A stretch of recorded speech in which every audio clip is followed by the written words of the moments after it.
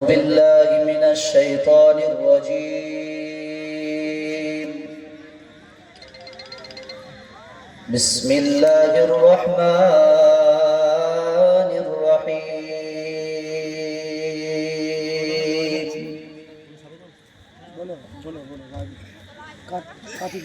الحمد لله رب العالمين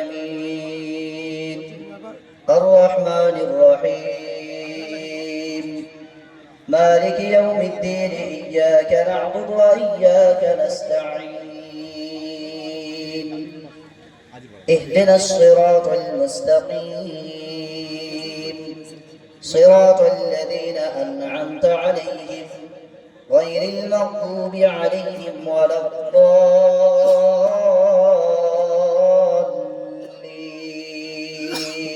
آمين.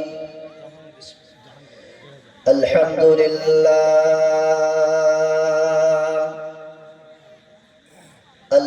لله نحمده ونستعينه ونستغفره ونؤمن به ونتوكل عليه ونعوذ بالله من شرور أنفسنا ومن سيئات أعمالنا. من يهده الله فلا مضل له ومن يضلله فلا هادي له ونشهد أن لا إله إلا الله وحده لا شريك له وأشهد أن محمدًا عبده ورسوله أرسله بالحق بشيرا ونذيرا وداعيا إلى الله بإذنه وسراجا منيرا.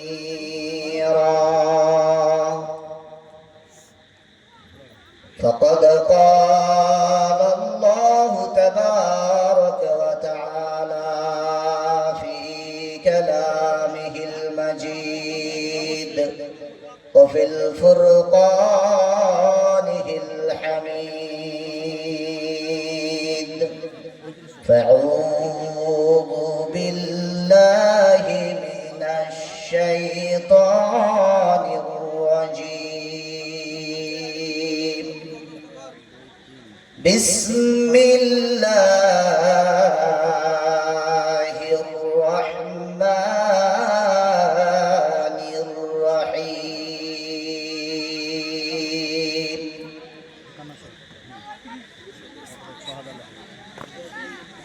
وأما من أوتي كتابه بشماله فيقول يا ليتني لم أوت كتابيه ولم أدر ما حسابيه يا ليتها كانت القاضية ما أغنى عني مالية هلك عني سلطانية خذوه فغلوه ثم الجحيم صلوه ثم في سلسلة ذرعها 70 ذراعا فاسلكوه. وقال الله تعالى في موضع آخر بسم الله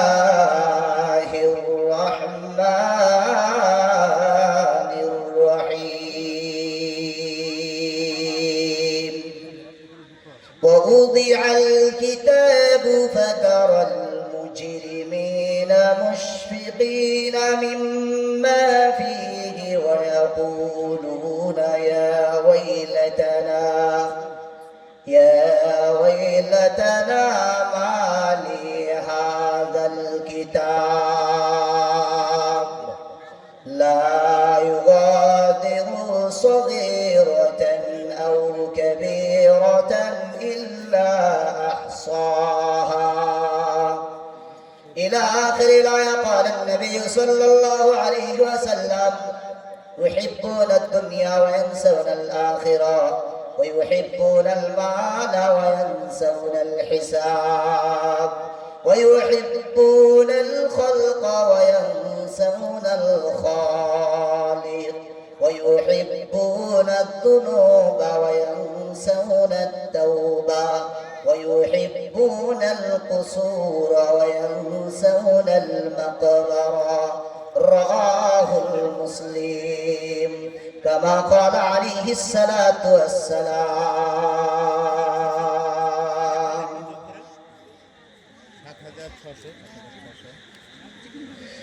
درود إبراهيم شوي পড়েন। اللهم صل على محمد وعلى آل محمد كما صليت على إبراهيم وعلى آل إبراهيم إنك حميد مجيد.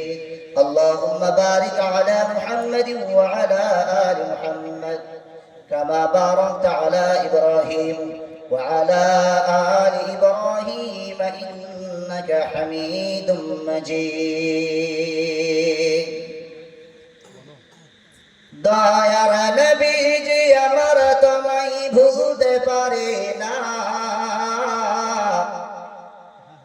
দয়ার নবীজি আমার তোমায় ভুলতে পারে না। তোমার আম্মা আমিনা গো তোমার দুধমা হালিমা, তোমার আম্মা আমিনা গো তোমার দুধমা হালিমা। দয়ার নবীজি আমার তোমায় ভুলতে পারে না, দয়ার নবীজি আমার তোমায় ভুলতে পারে না। তোমার আম্মা আমিনা গো তোমার দুধমা হালিমা, তোমার আম্মা আমিনা গো তোমার দুধমা হালিমা। তুমি জন্ম নিলে মা আমিনার ঘরে,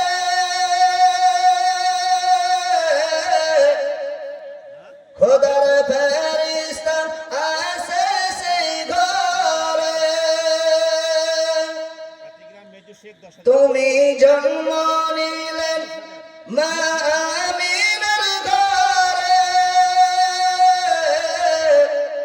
খোদার ফেরেশতা আছে সেই ঘরে। তুমি সিরাত রাসূল, তুমি সিরাত রাসূল মারফাতেরি বুলবুল।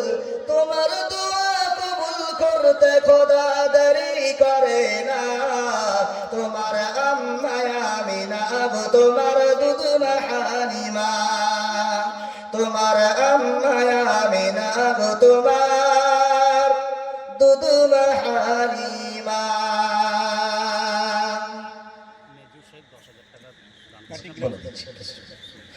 দয়ার নবীজি আমার তোমায় ভুলতে পারি না, দয়ার নবীজি আমার তোমায় ভুলতে পারি না।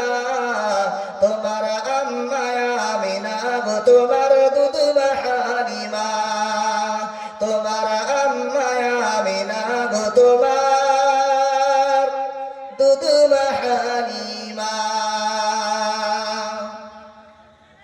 তুমি গেলেন যখন মা হালিমার ঘরে, খোদার করুণা ঝরে যে পড়ে। তুমি গেলেন যখন মা হালিমার ঘরে, খোদার ঝরে যে পড়ে মা হালিমা বলে, মা হালিমা বলে খোদার রহমত ঝরে পড়ে আমার ঘরে এলু দেখো ওই খোদার করুণা। তোমার আম্মা আমিনা গো তোমার দুধ মা হালিমা, তোমার আম্মা আমিনা গো তোমার দুধ মা হালিমা। তুমি মেসরাতে যাও রাখালের বেশে, মেঘের ছায়া করে মাথার উপরে। তুমি মেসরাতে যাও রাখালের বেশে, মেঘের ছায়া করে মাথার উপরে। আর সরফ এসে হাওয়া করে গায়ে, আর সরফ এসে হাওয়া করে গায়ে। আর কাকুর পাথর গুলো তোমার গাই খাজানা, তোমার আম্মা আমিনা গো তোমার দুধ মা হালিমা, তোমার আম্মা আমিনা গো তোমার দুধ মা হালিমা।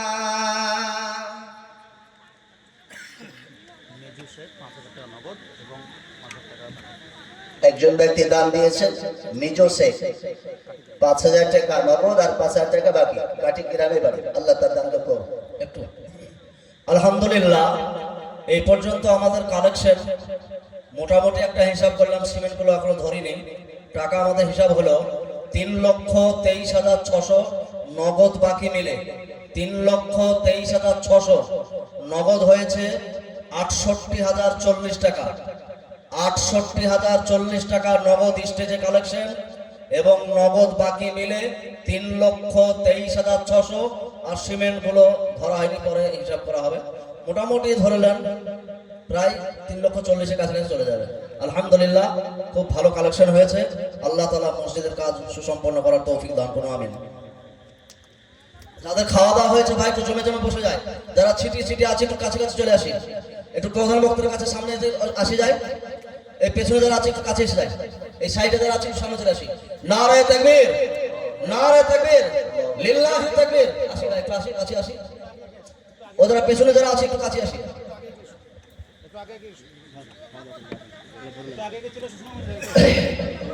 আলহামদুলিল্লাহ,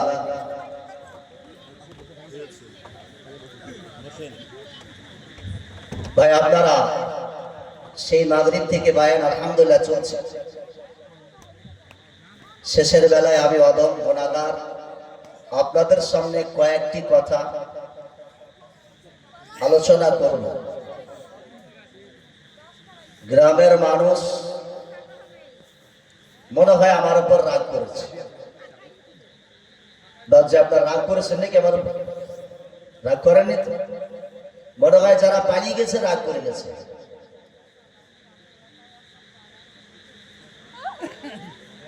তো খাওয়া দাওয়া শেষ হয়ে গেছে, যাদের খাওয়া দাওয়া হয়ে গেছে আপনারা মাহফিলে আসুন। আপনাদের সামনে আমি নতুন মুখ, এতক্ষণ বায়ান শুনলেন, আমি না হয় আর কিছুক্ষণ সময় আপনাদের কাছ থেকে চেয়ে নেব। আল্লাহ যতটুকু বলাবে ইনশাআল্লাহ বলার চেষ্টা করব। যারা এখানে সেখানে বসে আছেন আসেন, মাহফিলে আসেন, আপনাদের ধৈর্য ধারণ পর্যন্ত বায়ান চলবে ইনশাআল্লাহ। সম্মানিত শ্রদ্ধেয় বিজ্ঞাপিত নির্বাচিত মাননীয় সম্মানীয় সবার সভাপতি মহাশয়, ওলামায়ে দ্বীন, সামনে বসে থাকা বয়োজ্যেষ্ঠ বৈকনিষ্ঠ ছোট ছোট ভাইয়েরা, পর্দা নাসিনা মা ভগ্নীরা, যাবতীয় প্রশংসা, যাবতীয় আলোচনা, আরাধনা, গুণকীর্তন, গুণবাচক সেই মহান আল্লাহ পাকের জন্য, যিনি এক অদ্বিতীয় ওয়াহদাহু লা শারীক, যিনি অক্ষম অক্ষয় অনন্ত অনাদি চিরন্তন চিরঞ্জীবী, চিরন্তন চিরঞ্জীবী, যিনি মহিয়ান গরিয়ান সর্বশক্তিমান, যিনার দয়ায় কৃপায় করুণায়, যিনার ভাষার শেষ নেই দয়ার অন্ত নেই, যিনি বড় মেহেরবান করে আমাদেরকে এই একটা সুন্দর মজলিস অনুষ্ঠিত করার তৌফিক আল্লাহ পাক ইনায়েত দান করেছে। তাই আল্লাহ পাকের শুকরিয়া আদায় করে সকলে বলে আলহামদুলিল্লাহ।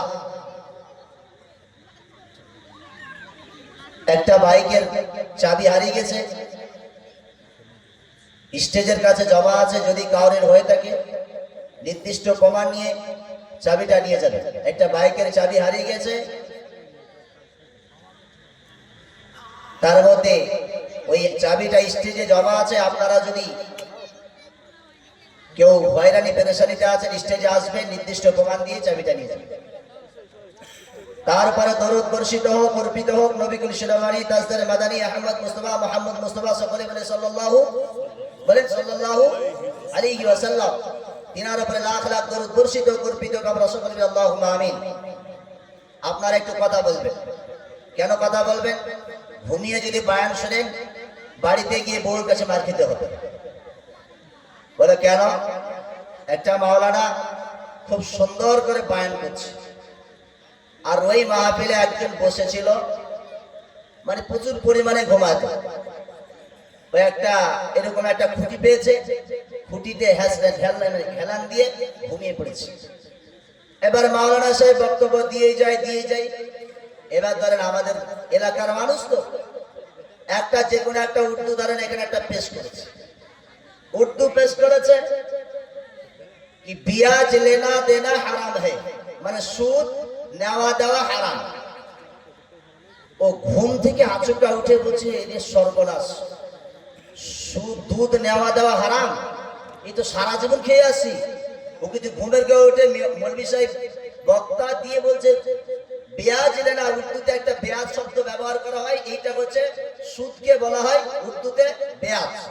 বিয়াজ লেনা দেনা হারামে, সুদ নেওয়া দেওয়া হারাম। ও ঘুমের অবস্থায় থেকে শুনে নিয়েছে দুধ নেওয়া দেওয়া হারাম, বাস শুনে গেছে। বাড়িতে ওর সেই বছরই পেঁয়াজ লাগিয়েছে, বুঝলেন, এক মুঠা পেঁয়াজ একটা বাড়িতে মানে বিছিয়ে দেখেছে, সিজনে বিক্রি করবে।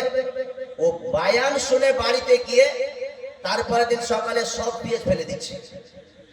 ওর বিবি বলছে কি বাবা তুমি ছিট পাগলা হয়ে গেলে নাকি, মাথা টাকা পাগল হয়ে গেল কি, তোমার সব পেঁয়াজ ফেলে দিচ্ছে। বলে এখন চুপ থাক, সব পেঁয়াজ ফেলতে দে তারপরে কথা বলবো। পুরো পেঁয়াজ যখন ফেলে দিয়েছে, বলছে কি হচ্ছে ঘটনাটা একবার খুলে বলো। বলে কালকে বায়ান শুনলাম মৌলভী সাহেব বলেছে পেঁয়াজ নেওয়া দেওয়া হারাম। ইমাম সাহেব কিন্তু বলেছে পেঁয়াজ নেওয়া দেওয়া হারাম, ওর কানে শুনে নিয়েছে পেঁয়াজ লেনে দেওয়া হারাম, সব পেঁয়াজ ফেলে দিয়েছে। এবার বিবি তো অনেক টাকার সে টাকা হবে বিক্রি করলে, এবার তারপরে দৌড়ে গিয়ে চলে আসে ইমাম সাহেবের কাছে। বলে আপনি আমার বড় ক্ষতি করে। বলে কি করেছে? বলে কি আপনি বলে দিয়েছেন পেঁয়াজ নেওয়া দেওয়া হারাম। ইমাম সাহেব কপালে হাত দিয়ে বলছে মা ওই কথা আমি পেশ করিনি, আমি বলেছিলাম সুদ নেওয়া দেওয়া হারাম, এটা উর্দুতে বলে দিয়েছিলাম, আপনার স্বামী মনে হয় ঘুমিয়ে শুনেছে। তারপরে হাই রে স্বামী স্ত্রীর কাছে 2-500 গাল, বলছে আজ থেকে আর তুমি কোনো জায়গায় জলসা শুনতে যেতে হবে না, তুমি বাড়িতে বসে থাকো, যা করবা ভুল করবা বাড়িতে থাকো। তাহলে আপনাদের বাড়িতে গিয়ে তখন বিবির কাছে গাল খেতে হবে। ওই জন্য একটুকুন চোখ খোলা রেখে আমি যা কথা বলবো অল্প সময়ে কথা বলবার চেষ্টা করব। যদি ভালো না লাগে এবং যদি কোনো সমস্যা হয় আপনারা ইশারা দেবেন, ইনশাল্লাহ বক্তব্য ছেড়ে দেবেন। কারণ আপনার কাছে আমি ইলম দেওয়ার জন্য আপনাকে কিছু শিখাবো, এখান থেকে আমি নিজে কিছু বুঝবো, বোঝার পরে আমি আমল করব, এটাই আমার টার্গেট। আমি আপনাদের সামনে গলা পাঠিয়ে চলে যাব আর আপনারা বললে বাবা পাম্পার লোক এসেছিল বায়ান করে চলে গেল, এই বক্তব্য নিয়ে বক্তব্য দিতে আসি। আপনারা যদি কিছু পান, আমি যেন আপনাদের কাছ থেকে কিছু পাই, এটা আমাদেরই। কেন দুনিয়াতে মানুষ যতদিন জীবিত আছি, আজকে আমরা মানুষ সবাই বসে আছি, এই যে এখানে সময় এখানে আমরা বসে আছি, জানি না কখন কার কিভাবে মৌত হবে। এই মানুষ এই জিনিসটা কেউ জানে না। পৃথিবীতে প্রত্যেকটা জিনিসের সিরিয়াল আছে, একটা জিনিস বেসিরিয়ালে পড়ে আছে, যার কোনো সিরিয়ালই নাই। মানুষ জন্মাবে তার সিরিয়াল আছে, 1 থেকে 10 গুনবে তার সিরিয়াল আছে, কিন্তু একটা জিনিসের সিরিয়াল নাই, সেই জিনিসটা হলো মৌত। মৌতের কোনো সিরিয়াল নাই।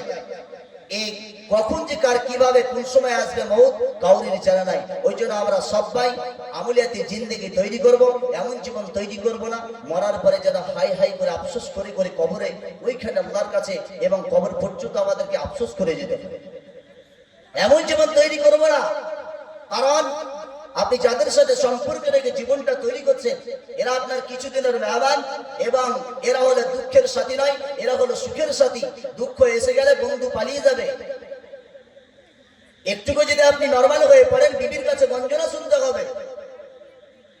5টা ছেলের ভিতরে একটা ছেলে যদি কোন রকম ভাবে মা বাবার কাছে ইনকাম না তুলে দিতে পারে, মা বাবার কাছে ছেলেটাকে লাঞ্ছিত বঞ্চিত হতে হবে। সমাজের মাঝখানে যদি কোনো একটা ভুল করে থাকে ওই ছেলেটাকে যতদিন পর্যন্ত বাঁচবে তাকে সে টিটকারো এবং বিভিন্ন রকম কথা শুনে তাকে দুনিয়াতে বাঁচতে হবে। তাহলে গোটা পৃথিবীতে মানুষ যারা বসবাস করছি আমরা, এই দুনিয়াটাই হলো ধোকার জায়গা। দুনিয়াটাই হলো ধোকার জায়গা। যারা এই দুনিয়ার ভিতরে পড়ে গেছে তাদের জীবনটা শেষ। ওমাল হায়াতুদ দুনিয়া ইল্লা মাতাউল গুরুর। এই দুনিয়ার মহব্বতে, এই দুনিয়ার ধোকাতে যারা পড়ে গেছে তারা আখিরাতও বেকার করে দিবে, দুনিয়াও বেকার তাদের জন্য। ওই জন্য আমাদের আমলিয়াতি জিন্দেগি তৈরি করব। কেন কে কখন কোন সময় মারা যাবে আমাদের কাউরির জানা নাই, কাউরির জানা নাই।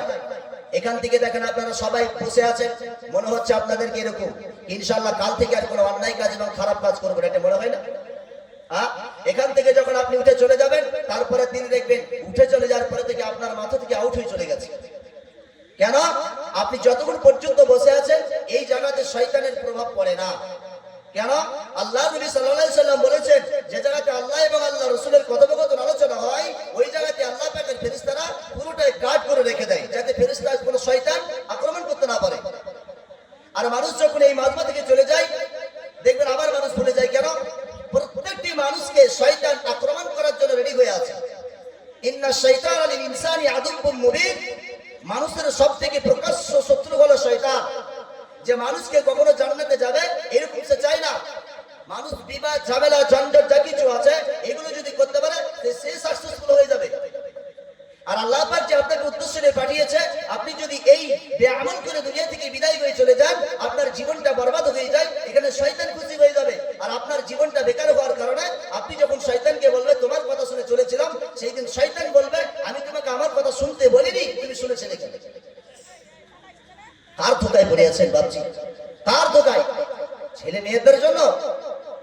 আরে আপনি মারা গেলে মেয়েটা কাঁদতে কাঁদতে, স্ত্রীটা কাঁদতে কাঁদতে দুয়ার পর্যন্ত ছেড়ে দেবে আর এরপরে গল্প থাকবে না। ওই নিজের যাকে অর্ধাঙ্গিনী বলে আপনি তাকে নিজের কাছে রেখেছেন, এই স্ত্রীটা কোন রকম ভাবে যদি মারা যান আর যদি সে বয়সটা ঠিক থাকে, যদি কোন রকম ভাবে 30 কিংবা 32 থাকে, দেখবেন আপনি মারা যাওয়ার পরে 4 মাস 10 দিন পালন করার পরে আবার দ্বিতীয় বিবাহ করে সংসার করেন। এটাই হলো দুনিয়া। সব ছেলেদের কথা বলছেন, এই ছেলেদেরকে যাদেরকে মহব্বত করে নিজের কাছে রেখেছেন এই ছেলেগুলো কবর পর্যন্ত দাফন করে আসবে। 3 দিনের মাথা পার হলে 4 দিনের মাথায় বাপের অংশীদার নিয়ে টাকা পয়সা জমি জায়গা ব্যাংক ব্যালেন্সকে নিয়ে জন্য মারামারি শুরু হয়ে যাবে। মারামারি শুরু হয়ে যাবে। এরা আপনাকে ভালোবাসে না, আপনার সম্পদকে ভালোবাসে। আপনি একটা ছেলেকে যদি পরীক্ষা না হয়, সেটা আমার কথাই যদি না হয়, বিশ্বাস করে দেখে দেবেন যাদের এক বাপের 3টে ছেলে আছে, একটা ছেলেকে পরীক্ষা করার জন্য যদি একটু কম দেন দেখবেন দ্বিতীয় 2 ছেলে থাকবে। একটা ছেলেকে যদি বেশি দেন আর 2 ছেলেকে যদি কম দেন, ওই 2 ছেলে আপনার কিসসা গীবত যত রকম আছে পাড়ায় পাড়ায় মহল্লায় মহল্লায় বলে বেড়াবে আমার বাপ বড় সত্যবার, ছোট ভাইকে দিয়ে দিয়েছে আমাদেরকে কাউকে দেয়নি। এটাই হলো দুনিয়া। বন্ধুর কথা বলছেন, এই বন্ধু মহব্বত করবে, একটি অ্যাক্সিডেন্টে পড়ে যান, একটা বিপদে পড়ে যান, বন্ধুকে 3বার থেকে 4বার ফোন করবে, 2 দিন মাত্র খোঁজ নেবে। 3 দিনের পরে যখন আপনি ফোন করবেন বন্ধু আপনার কলটা রিসিভ করবে না। কেন? ওর মাথায় একটা জিনিস ঢুকে গেছে, এই অক্ষম হয়ে পড়ে গেছে, এই আমার কাছে যদি ফোন রিসিভ করি আমার কাছে টাকা চাইবে। অনুরূপ এর ফোন রিসিভ করা যাবে না, আপনার বাড়ির দুয়ার পর্যন্ত বন্ধু আসবে না। পৃথিবীতে যদি কাউকে নিজের বন্ধু হিসেবে ব্যবহার করতে হয়, নিজের সব থেকে মূল্যবান জিনিস এবং ব্যবহার করতে হয়, এবং যদি নিজের কাছে বন্ধু হিসাবে যদি কোনো জিনিসকে মনে করেন তার নাম হলো আমল। যার পৃথিবীতে আমল করে যেতে পারলো না, এই সারা পৃথিবীটা হলো কি গো? এই সারা পৃথিবীটা হলো পরীক্ষার জায়গা। আপনি যেভাবে পরীক্ষা দেবেন ওইভাবে সেইভাবে আল্লাহ পাক রেজাল্ট আপনাকে দেবে। এখানে দুনিয়াতে ভালো কাজ করার জন্য আল্লাহ পাক বলে দিয়েছেন পবিত্র কোরআনের 12 নম্বর 29 পৃষ্ঠা পৃষ্ঠা নম্বর 2, এটা পৃষ্ঠা নম্বর 1, আয়াত নম্বর 2, সূরাতুল মুলক। আল্লাহ পাক রব্বুল আলামিন বলেছেন, আল্লাযী খালাকাল মাউতা ওয়াল হায়াতা লিয়াবলুয়াকুম আইয়ুকুম আহসানু আমালা। আমি হায়াত এবং মউতকে তৈরি করেছি এদেরকে পরীক্ষা করার জন্য। কি পরীক্ষা করার জন্য? লিয়াবলুয়াকুম আইয়ুকুম আহসানু আমালা, কে সবথেকে উত্তম কাজ, কে সবথেকে উত্তম আমল করতে পারে, তার জন্য তাদেরকে আমি দুনিয়াতে পাঠিয়েছি। ভাই বোঝার চেষ্টা করে, আমল নীতি জিন্দেগি তৈরি করি। এই দুনিয়ার জীবনে ধোকায় পড়ে গিয়ে নিজের জীবনটাকে বরবাদ করে দিব না, শেষ হয়ে যাবে, শেষ হয়ে যাবে। ওই জন্য আমরা এখানে সবাই বসে আছি, কার কোন সময় কিভাবে মউত আছে আমরা কেউ জানি না। হঠাৎ করে কখন আপনার মউত চলে আসবে আপনি বুঝতে পারবেন না। এরকম ঘটনা অনেক ঘটে গেছে। এই সামান্য কিছুদিন আগে শুনলাম এই বড়ুয়া থানারই একটা ছেলে, বড়ুয়া থানারই মউত কি, আপনি যে এখনো পর্যন্ত আল্লাহ থেকে দূর হয়ে আছেন। বড়ুয়া থানার এই ঘটনাটি আজকে প্রায় 1 সপ্তাহ 1.5 সপ্তাহ আগে ঘটনা। একটা ছেলে 4 বছর পরে সৌদি আরব থেকে বাড়ি এসেছিল। হ্যাঁ, সৌদি আরব থেকে বাড়ি থেকে 4 বছরের সৌদি আরব থেকে বাড়ি এসেছে। এবার বাড়িতে ছুটি নিয়ে এসেছে কিছুদিনের। সকালবেলায় ছেলেটা নাকি নেমেছে, আর সকালবেলায় যেমন নেমেছে বন্ধুদের সাথে দেখা করার জন্য বাইক নিয়ে ঘুরেছে, বাইক লরির সাথে কিংবা কোনো একটা জিনিসের ধাক্কা লেগে ছেলেটা 4 বছর বিদেশে থাকার পরে এবার আপনাদের এলাকাতে ঘুরতে একটুকুন ঘুরতে গিয়ে বন্ধুকে দেখা করতে গিয়ে দুনিয়া থেকে বিদায় হয়ে চলে গেলেন। এর নাম হলো আল্লাহ। তাকে কিভাবে মউত দেয় পৃথিবীর মানুষ কেউ জানি না। ওই জন্য সদা সর্বদা প্রস্তুত হয়ে থাকবো, যখনই ডাকুক না কেন আল্লাহর কাছে যেন একদম উঁচু গলায় উঠে বলতে পারি, ওগো আমার রব, আমি এই আমলটা করেছিলাম, আজকে তুমি আমাকে এই আমলের জন্য জান্নাতে দাও। আচ্ছা, রাজীব গান্ধী নাম শুনেছি, আমরা শুনেছি। এরা তো জ্যোতিষী এবং বিভিন্ন রকম পাত্রী জ্যোতিষী সব পুষে রেখেছিল। তো এদিকে বাঁচাতে পেরেছিল কেউ? রাজীব গান্ধী যখন মারা যায় আরেক টুকরা মাংস পাওয়া যায়নি, একটা শুধু চপ্পল দেখে চিনতে পেরেছিল রাজীব গান্ধী মারা গেছে। এর নাম হলো মউত। জিয়াউল হক যখন মারা যায় দিল্লিতে এখনো পর্যন্ত সেই চুলা তার স্মরণ ক্ষেত্র আছে। যখন জিয়াউল হক মারা যায় তাকে তার হাড়ের টুকরা মাংস কিচ্ছু পাওয়া যায়নি, একটা লম্বা দাঁত থেকে চিনতে পেরে গেছিল জিয়াউল হক আর নাই, দুনিয়া থেকে চলে গেছে। ইন্দিরা গান্ধী সোনিয়া গান্ধী নাকি পটল ফাটা করেছিল, মনে আছে আপনার? জ্যোতিষী পুষেছিল তো, বলতে পারেনি ম্যাডাম ওপরে যাবেন না, পটল ফাটা হবে। আল্লাহ বলছে, যখন আমি কাউকে মউত দিব পৃথিবীর কোনো কাউরির কাছে আর চলবে না। আমি যখন ডাক মেরে দেবো কালি, পৃথিবীর কেউ তোমাকে আটকাতে পারবে না। ওই জন্য সদা সর্বদা প্রস্তুত হয়ে থাকি। দেখেন আমরা সবাই এখানে শুনছি, মনে হচ্ছে আর এরকম কাজ আমরা অন্যায় করবো না, এটা মনে হয় না? খালি এখানে উঠে যান সব শেষ, এটা নাই। এটা আল্লাহর নবী সাল্লাল্লাহু আলাইহি সাল্লামের যুগে সাহাবীরা একই কথা বলছেন, ইয়া রাসূলুল্লাহ, যখন আপনার মাজমায় আমরা যখন বসি আমাদের মনে হয় এর আজ থেকের পর থেকে আর কোনোদিন দুনিয়ার দিকে তাকাবো না। আপনার মাজমা থেকে যখন আমরা উঠে চলে যাই, মদিনার গলিতে যখন যাই, আমরা একের পর এক আমাদের যেন এই ঈমানটাকে কেউ যেন কেড়ে দিচ্ছে, আমরা যেন ভুলে যাচ্ছি। আল্লাহর নবী 3টা আমল শিখালেন, আপনাদের 3টা আমল বলবো। এই 3টে আমল যদি নিজের কাছে কমপ্লিট করতে পারেন, ইনশাআল্লাহ পুরো মানুষ বেআমল হয়ে বেঈমান হয়ে কোনোদিন মারা যাবে না। কি 1 নাম্বার শুনে, তারপরে আমার টপিক যেটা আমি ধরেছিলাম সেই কোরআনের আয়াতে একদম অল্প সময় বোঝার চেষ্টা করুন। 1 নাম্বার আমলটা প্রত্যেকটি মানুষ মা এবং বোনেদের কাছে কাজ রাখুন। 1 নাম্বার আমল, আল্লাহর নবী সাল্লাল্লাহু আলাইহি ওয়াসাল্লাম বললেন, সাহাবীরা যখন নবীজিকে বলছেন, নবী গো, আমরা যখন আপনার মুআজমার মধ্যে বসি, আপনি যখন কোনো বায়ান বক্তব্য আমাদের করেন, আখিরাতের ভয়টা যখন আমাদেরকে দেখান, আমরা মনে হয় আর কোনোদিন দুনিয়ার কোনো জিনিসে আমরা আক্রমণ হব না, দুনিয়ার কোনো জিনিস আমরা আর দেখব না। মনে হচ্ছে আজ থেকে আমাদের ভিতরতে এত তাজা হয়ে গেছে যে আমাদের পৃথিবীর কোনো জিনিস আমাদের আক্রমণ করতে পারবে না। নবীকে বলছেন, নবী গো, যখন আমরা মদিনার মার্কেটে চলে যাই, মদিনার গলিতে গলিতে যখন চলে যাই, এ প্রান্তরে একবার ও প্রান্তরে যখন আমরা যাই, মনে করছে আমাদের ঈমানটা যেমন দুর্বল হয়ে পড়েছে। নবীজি বলছেন, আমার সাহাবীরে, 1 নাম্বার আমলটা শুনে নাও। 3টি কথা তোমাদেরকে বলছি, যদি 3টি কথা যদি আমল তোমরা করো, তোমাদের ঈমানটা কেউ চুরি করতে পারবে না। 1 নম্বরে বললেন, তোমরা যে অবস্থায় থাকো, যেমন অবস্থায় থাকো, মনে মনে এটা ভাববা, পৃথিবীর কেউ দেখুক বা না দেখুক, আমার আল্লাহ চেয়ে দেখছে। 1 নম্বর আমল আল্লাহ নবী বললেন, পৃথিবীর কেউ দেখুক বা না দেখুক, তোমরা এইটা মনে মনে রাখবা কি তোমাদের পৃথিবীর কোনো মানুষ তোমার গুনাহটা দেখতে পায় না, কিন্তু আল্লাহ পাক তোমার গুনাহটা দেখতে পাচ্ছে। আমি যাই করি না কেন আল্লাহ পাক দেখতে পাচ্ছে। আচ্ছা, আমি যে গুনাহগুলো করি, আমরা যে অন্যায়গুলো করি, আল্লাহ পাক দেখতে পাচ্ছে না পায় না? আগো পাচ্ছে না পায় না? পাচ্ছে। কোন মানুষ যদি মনে করে আমি গভীর রজনীতে এই গুনাহ করেছি, আল্লাহ দেখতে পায় না, তাহলে আপনি কোরআনটা একবার পড়ে দেখেন, এটা কোথায় আছে? কোরআন দেখেন কি বলছে, কোন মানুষের কোন গুনাহকে জানতে পারবে না এরকম কোনোদিন হতে পারে না। কেন? আল্লাহ পাক সারা পৃথিবীতে প্রত্যেকটি মানুষের জন্য 4টি করে শাস্তি কিয়ামতের দিনে রাখবেন। সব জানেন, সব বুঝেন, সব দেখেন, সব জানার পরেও হাসরের ময়দানে প্রত্যেকটি মানুষের জন্য 4টি করে মানে সাক্ষী হিসেবে রাখবে।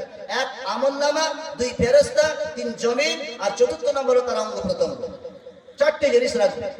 কোন মানুষ যদি মনে করে আমি এই প্রান্তরে এখানে সেখানে সব জায়গায় যাবে গুনাহ করবো, কেউ বুঝতে পারবে না, এটা একদম আপনার মন থেকে এখনই উঠিয়ে দেবে। কেন? আল্লাহ নিজেই বলছেন তোমরা কোনোদিন তোমাদের গুনাহটাকে কোনোদিন চেপে রাখতে পারবে না। কেন?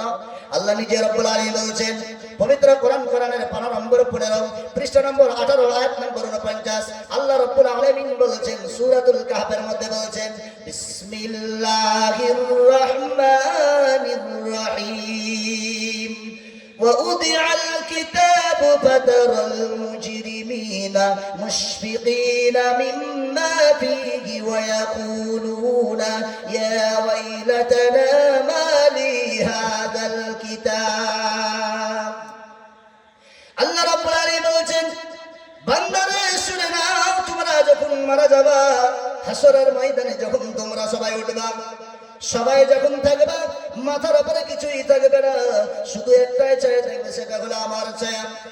আমি যার উপরে ছায়া দান করবো সেই সেদিন ছায়াটা পাবে।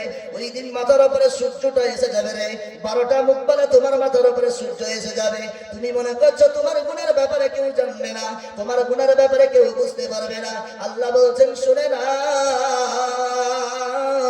ওউদিআল কিতাব, আল্লাহ বলছেন প্রত্যেকটি মানুষকে, প্রত্যেকটি মানুষের কি শোনো, হাতের মধ্যে কি দেওয়া হবে? ওউদিআল কিতাব, একটা কিতাব দেওয়া হবে। আল্লাহ কোন মানুষের মুখের কথা শুনে বিচার করবে না, আল্লাহ কোন মানুষের মুখের কথা শুনে বিচার করবে না। আল্লাহ বলছে ওউদিআল কিতাব, একটা কিতাব দেওয়া হবে, কিতাবটির নাম হলো আমলনামা। فترى المجرمين مشفقين مما فيه ويقولون يا ويلتنا আল্লাহ রাব্বুল আলামিন বলছেন বান্দারে তোমরা শুনে নাও, তোমাদের গুনাহের ব্যাপারে সেই জায়গাতে জমা থাকবে। রাত্রে বেলায় কি করেছো, দিনের বেলায় কি করেছো, কোন অন্যায়টা তুমি করেছো, গভীর রাত্রিতে রাত্রি বেলায় তুমি আর একজন কেউ আছে অবৈধ সম্পর্কের সাথে তুমি লিপ্ত হয়ে আছো। পৃথিবীর কোনো মানুষ সবাই ঘুমিয়ে গেছে, পৃথিবীর প্রত্যেকটা মানুষ তোমার খবর রাখতে পারে না। আল্লাহ বলছেন বান্দারে শুনে নাও, শুনে নাও, জমিনের উপরে যে গুনাহটা তুমি করবা, এই জমিনটা তোমার কিয়ামতের দিনে তোমার বিরুদ্ধে কথা বলবে। আল্লাহ নিজেই বলছেন ইয়াউমাইদিন তুহাদ্দিসু আখবারাহা বিআন্না রাব্বাকা ওয়াহালাহা। আমার আল্লাহ বলছেন বান্দারে তুমি জমিন দিয়ে যে দিয়ে চলবা, ওই দিন জমিনটা তোমার ব্যাপারে সাক্ষী দিয়ে দিবে।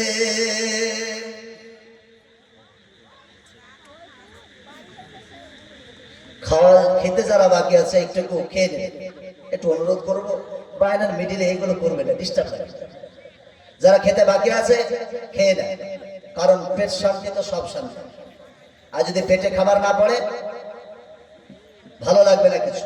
আসে 1 নম্বরে যখন বলছেন বান্দারে শুনে নাও, তোমার আমলের ব্যাপারে ওই আমলনামাতে যখন লেখা হবে, আল্লাহর নবীকে বলছেন তোমার ওই সমস্ত গুনাহগার বান্দারা, ওই সমস্ত গুনাহগার উম্মতেরা যখন তারা নিজের কিতাবটাকে দেখতে পাবে, আমলনামাটাকে যখন দেখতে পাবে, ফাতারাল মুজরিমিনা মুশফিকিনা মিম্মা ফিহি, মুজরিমরা তাদের গুনাহগুলোকে দেখতে পাবে, মুজরিমরা তাদের গুনাহগুলোকে দেখতে পাবে, ভীতচিত্ত অবস্থায়, ভয় অবস্থায় তাদেরকে দেখা যাবে।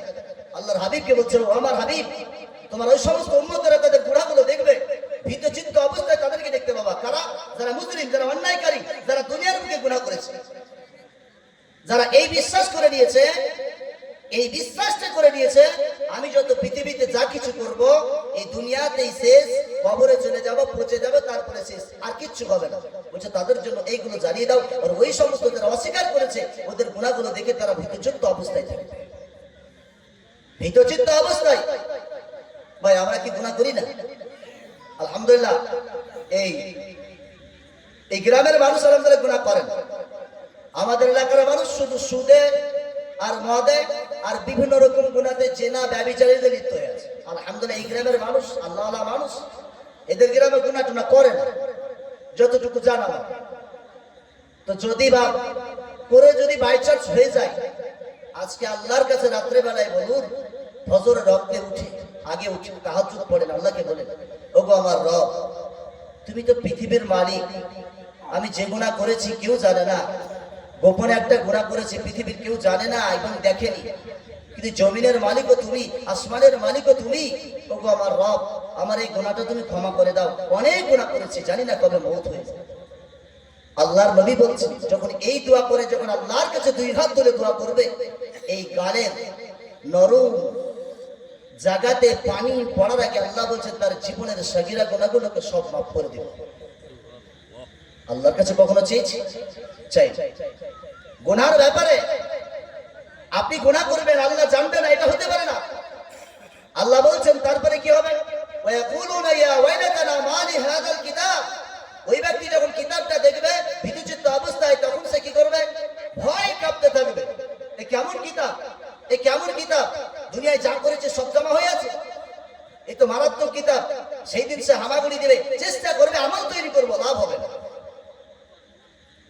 ওই ব্যক্তি যখন দেখবে, দেখার পরে তারপরে কি হবে দেখেন, আল্লাহ বলছেন বান্দারে এবার শুনে নাও, পৃথিবীর যত ছোট এবং বড় গুনাহ করেছো, লা ইগাদিরু সগীরাতান আও কাবীরাতান ইল্লা আহসাহা, ছোট এবং বড় যত গুনাহ তুমি করেছো সব গুনাহ তোমার এই খাতায় লেখা আছে। পৃথিবীর কোন মানুষ তোমাকে এবার আটকাতে পারবে না। বিচারের সেই দিন মালিক আমি ছিলাম, যেদিন আমি জমিনের মালিকও ছিলাম রে, আমি আসমানের মালিক সেই দিনও ছিলাম, আজকে বিচারের দিনে আমিও মালিক হব। পৃথিবীর তুমি যার প্রতি এত মহব্বত করে আমাকে ভুলে গেছিলা রে, যেই দুনিয়ার প্রতি মহব্বত করে তুমি আমাকে ভুলে গেছিলা, আখিরাতের দিনটা তোমার মাথা থেকে আউট হয়ে গেছে। ওই যাও দুনিয়াতে যাও, দুনিয়ার মানুষদেরকে তুমি বলো আজকেই তোমার ভরা আযাবের জায়গাতে তোমাকে যেন কেউ বাঁচাতে পারে। সেই ব্যক্তি আফসোস করে বলবে আজকে বাঁচাবার কেউ নাই। ওই দিন সবাই দূর দূর করে আপনাকে তাড়িয়ে দিবে। বন্ধুরে আমার, ওরে আমার বন্ধুরে আমার, একটাই কথা আপনাদের করজন নিবেদন করে বলছি, পৃথিবীর বুকে যত গুনাহ করেছেন করেন, আমার আল্লাহর কাছে একবার দুই হাত তুলে বলেন, ওগো আমার রব, আজকে ফরজ নামাজ পড়ে তোমার কাছে হাত তুলে বলছি, আমি যে গুনাহ করেছি তুমি আমার গুনাহ মাফ করে দাও।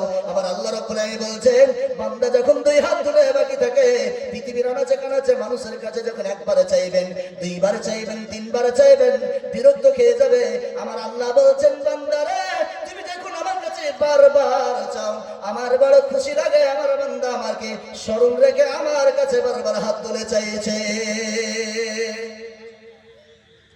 কখনো চেয়েছে আল্লাহর কাছে? চাই। এক নাম্বার আমল কি বললাম? এক নাম্বার আমল হলো যেখানে থাকবো, যে অবস্থায় থাকবো, টপিক কিন্তু আমার এইটা। এক নাম্বার আমল হলো যে অবস্থায় থাকবো, যেমন অবস্থায় থাকবো, মনে মনে ভাববো কি, কেউ দেখুক বা না দেখুক, আমার আল্লাহ আমাকে চেয়েছে, দেখছে। একটা চোর যদি চুরি করে আর সবাই যদি ঘুমিয়ে থাকে, বাই চান্স একটা ঘরে তালা মারতে পারলো না, একটা ঘরে তালা মারতে পারলো না, ও ঘুমিয়ে গেছে। চোর যদি চুরি করার জন্য যদি ভিতরে যায় আর ওইখানে যদি একটা কথা মাথায় নিয়ে নেয়, এই যে চুরি করব, যার মাল চুরি করব সে ঘুমিয়ে আছে, কিন্তু যিনি সারা পৃথিবীতে যিনি তৈরি করেছেন তিনি তো কোনোদিন ঘুমায় না, সে মাবুদ তো জেনে নেবে, তাহলে ওই ব্যক্তি গুনাহ করা থেকে, ওখান চুরি করা থেকে ফিরে চলে আসবে। কিন্তু আমাদের ভিতরে আল্লাহ নাই, আমাদের মুখে বলি আমার রবকে আমরা বিশ্বাস করি, কিন্তু জবানের সাথে অন্তরের মিল হয়নি। জবানে বলে আমি আল্লাহকে মানি, জবানে বলে আখিরাত বিশ্বাস করি, কিন্তু অন্তরের সঙ্গে মুখের মিল হয়নি। এই অন্তরের সঙ্গে মুখের মিলটা করে নিতে হবে। আমার অন্তর বলবে হ্যাঁ আমার রব আমার আল্লাহ, মুখে যেমন বলবে আমার রব আমার আল্লাহ, এই দুটোকে ফিট করে একবার দেখেন, জীবন পরিবর্তন হয়ে যাবে ইনশাআল্লাহ, জীবন পরিবর্তন হয়ে যাবে। এক নম্বর হলো নবীজি দুই নম্বর আমলটা কি বলছে দেখেন, যেটা আমাদের কাছে সব দেখি অহরহ বেশি হয়। দুই নম্বর আমলটা নবীজি বলছেন, যারা তুমি গীবত করবা, যারা তুমি চুগলি করবা, যারা তুমি পরনিন্দা পরচর্চা করবা, ওইখানে কেউ দেখুক বা না দেখুক, যারা তুমি করবা সেই হয়তো জানতে পারবে না, কিন্তু আমার আল্লাহর ফেরেশতারা ওই তোমার কথাটা নোট করে নিয়ে আল্লাহর কাছে নিয়ে চলে যায়। আমাদের গ্রামে এলাকার মানুষ গীবত চুগলি এগুলো ভালোবাসি না, বাসি না? অনেক ভালোবাসে। আপনাদের গ্রামের মানুষ মনে হয় করে না, করে মসজিদে করে না। আমাদের এলাকার মানুষ শুধু মসজিদে ঢুকবে, আর ঢুকার পরে শুধু ওর কাজ নাই, মসজিদ যেমনই বার হয়ে গেল দুয়ারে আরম্ভ করে দিল, ইমাম সাহেবের হোক মুসল্লির হোক শুরু করে দিল। এলাকার মানুষ মনে হয় করে না, এখানে করে না। এখানে আলহামদুলিল্লাহ আল্লাহ আল্লাহ মানুষ, পরেশগারী মানুষ, বুদ্ধিজীবী মানুষ, এরা কখনো চুগলি গীবত করে না, না করাটাই ভালো। আপনাদেরকে বলছি এই চুগলি গীবত করলে কি হবে, যে চুগলি করবে আল্লাহর নবী বলছেন সেই ব্যক্তি কোনোদিন জান্নাতে প্রবেশ করবে না। তাহলে আপনি নামাজ পড়ে আসলেন মসজিদে, দুয়ারে চুগলি ঘেটে দিলেন, আপনি জান্নাতে যাবেন আশা কি করে করলেন? আপনি পাঁচ কাতারের মুসল্লি হয়েছেন, বুকে বড় দাড়ি গেছে, মাথায় টুপি, লম্বা পাঞ্জাবি, মসজিদে বলছে আপনি খুব ভালো মানুষ, মসজিদের সভাপতি হোক, মাদ্রাসার সেক্রেটারি বানিয়ে দিয়েছে, আপনি সকাল শুরু হয়ে গেল, গীবত চালু হয়ে গেল, সন্ধ্যা না ঘুমা পর্যন্ত আপনার মুখ বন্ধ হয় না, আর আপনি বলছেন গ্রামের মানুষ খুব আমাকে ভালোবাসে, আল্লাহর খাতা থেকে আপনার নাম চলে গেছে। কেন? নবীজি বলছেন সহিহ বুখারীর হাদিস, লা ইয়াদখুলুল জান্নাতা নাম্মাম, চুগলখোর ব্যক্তি কোনোদিন জান্নাতে প্রবেশ করবে না। চুগলখোর ব্যক্তি কোনোদিন জান্নাতে প্রবেশ করবে না। ওই জন্য আমরা চুগলি গীবত এখান থেকে বেঁচে থাকবো ইনশাআল্লাহ, ইনশাআল্লাহ। কেন? আল্লাহর নবী বললেন বুখারীর হাদিস, আর আল্লাহ পাক নিজেই বলছেন, কি বলছেন? বিসমিল্লাহির রহমানির রহিম, ওয়া কুন্না নাখুদু মাআল খাইদিন। আমার আল্লাহ বলছেন বান্দারে, তুমি যার জীবন পরনিন্দা করবা, পরচর্চা করবা, যারা তুমি পরনিন্দা করবা, পরচর্চা করবা, কোনোদিন জান্নাতে প্রবেশ করবা না। যে পরনিন্দা করবে আর যে পরচর্চা করবে আর যে তার সাথে সাথ দিবে, ওই দুই ব্যক্তি একসঙ্গে জাহান্নামে যাবে। আমার আল্লাহ বলছেন কেন? শুনে রাখুন, কোরআন আয়াতটা একটু পিছিয়ে দেন, সূরা মুদ্দাসসির একটু আগে চলে যান। ফি জান্নাতি ইয়াতাসালুন, জান্নাতি ব্যক্তিরা যখন জিজ্ঞাসা করবে, একেবারে বাগ বাগিচায় বসে যখন আলোচনা করবে, কি ব্যাপার, কোন এমন গুনার কারণে তারা এই জায়গায় এসেছে, কোন এমন গুনার কারণে তাদেরকে জাহান্নামে দেওয়া হয়েছে। ফি জান্নাতি ইয়াতাসালুনা আনিল মুজরিমিন মা সালাকাকুম ফি সাকার, বলছে কি এমন তোমরা কোন এমন অন্যায় করেছো, কি এমন অন্যায় তোমরা করেছো বলো, আজকে তোমাদেরকে জাহান্নামের কাঠগড়ায় আসতে হয়েছে। সেই ব্যক্তিরা যখন বলবে, আফসোস করে বলবে, তোমরা যে কাজটা তোমাদের কাছে পৌঁছেছিল রে, ওইটা আমাদের কাছে এসেছে কিন্তু সেইগুলো আমরা করিনি। তারা বলবে, ক্বালু লাম নাকু মিনাল মুসাল্লিন, আমরা মুসল্লিদের নামাজের ধারে কাছে ছিলাম না, আযান পড়ে যেত মসজিদে যেতাম না, আল্লাহর ডাককে কোনোদিন আমি আমার জীবনে কোনোদিন অন্তরে ভরলাম না, আযান পড়ে যাই প্রত্যাখ্যান করে দিয়ে আমি জমিনের বুকে ছড়িয়ে পড়ি, কখনো আল্লাহর দেওয়া সম্পদ খাওয়ার পরে ওই রবকে আমি কোনোদিন জমিনে মনে রাখতে পারিনি। আজকে এই গুনাহের কারণে আমাকে এই জাহান্নামে দেওয়া হয়েছে। আর কি করেছো? ওয়ালাম নাকু নুতি'মুল মিসকিন, মিসকিনদের খাবার দিতাম না। আমার দরজায় যদি কেউ আসতো, আমি দূর করে বাড়ি থেকে তাড়িয়ে দিতাম। আমার বাড়ির পাশে যদি কেউ আসতো, আমার বড় বিরক্ত লাগতো। আর ভালো করে শুনে রাখুন, আল্লাহর নবী বলছেন দুটো জিনিসে কোনোদিন তোমরা নারাজ হবে না। এক নম্বর হলো, বাড়িতে যদি মেহমান এসে যায় কোনোদিন নারাজ হয়ে যেও না। দুই নম্বর হলো, যদি বাড়িতে কোনো কন্যা সন্তান জন্ম দেয় কোনোদিন তোমরা নারাজ হয়ে যেও না। এই দুটো তোমাদের জন্য খাস রহমত হিসাবে আল্লাহর নবী বলেছে, খাস রহমত হিসেবে তোমাদের বলেছে। মিসকিন যদি আমাদের বাড়িতে আসে, আমরা বিরক্ত খাই না গো? এখন তো মিসকিন খুঁজে পাওয়া যায় না যে আল্লাহর ইবাদত করে এবং নিজের পেট থেকে বাঁচাবার জন্য মানুষের দুয়ারে দুয়ারে খাবার চাই। এই মিসকিন আপনাদের দুয়ারে আসে না? এখন ওগুলো নাই, কিন্তু এতিম মিসকিন ফকির আসে না? আসে। যেমন একটা হালে সিজনে যখন একটা কোনো জিনিস যখন খায়, কোন জিনিস যখন এই সিজনে আসে, দেখবেন উসুর হোক, এক মাদ্রাসা ছেলে হোক, এতিম মিসকিন আসে। বাড়ির যখন দুয়ারে আসে, কত মানুষ গেট বন্ধ করে দেয় না, গেট বন্ধ করে দেয়। এই যে গেট বন্ধ করে দিল, আল্লাহ বলছে তোমার বাড়িতে যখন মেহমান দিই তার আগে আমি তোমার ওই ভাতের হাড়িতে আমি রিজিকটা বাড়িয়ে দিই। ওটা তুমি খাওয়াও না, ওটা আমি জমিনের মালিক, রিজিকের মালিক আমি আল্লাহ। তোমাকে আমি খাবার খাওয়াই, তোমার খাবারটা যেটা খাও ওইটা আমি খাওয়াই। তোমার বাড়িতে যে মেহমানটা এসে খায় প্রথমে তোমার ভাতের হাড়িতে আমি ওইটা আল্লাহ পাক রিজিক দিয়ে দিই, তারপরে তোমার মেহমান তোমার বাড়িতে আসে। আপনাকে বড় আফসোস লাগে, আপনার যখন বাড়িতে মেহমান আসে আপনি বলে কি বাড়িতে কেউ নাই, মসজিদে যদি কোনো মেহমান আসে আপনি অন্য গলি দিয়ে পালিয়ে যায়। এই যায় না যাই। আল্লাহর নবী বলছে আচ্ছা আপনাদেরকে যে একটা আমল বলি করবেন। দেখেন তো একটা হাজী সাহেবরা হজ করতে যায়, হজ কবুল হয় এটা কি আমরা সঠিকভাবে জানি?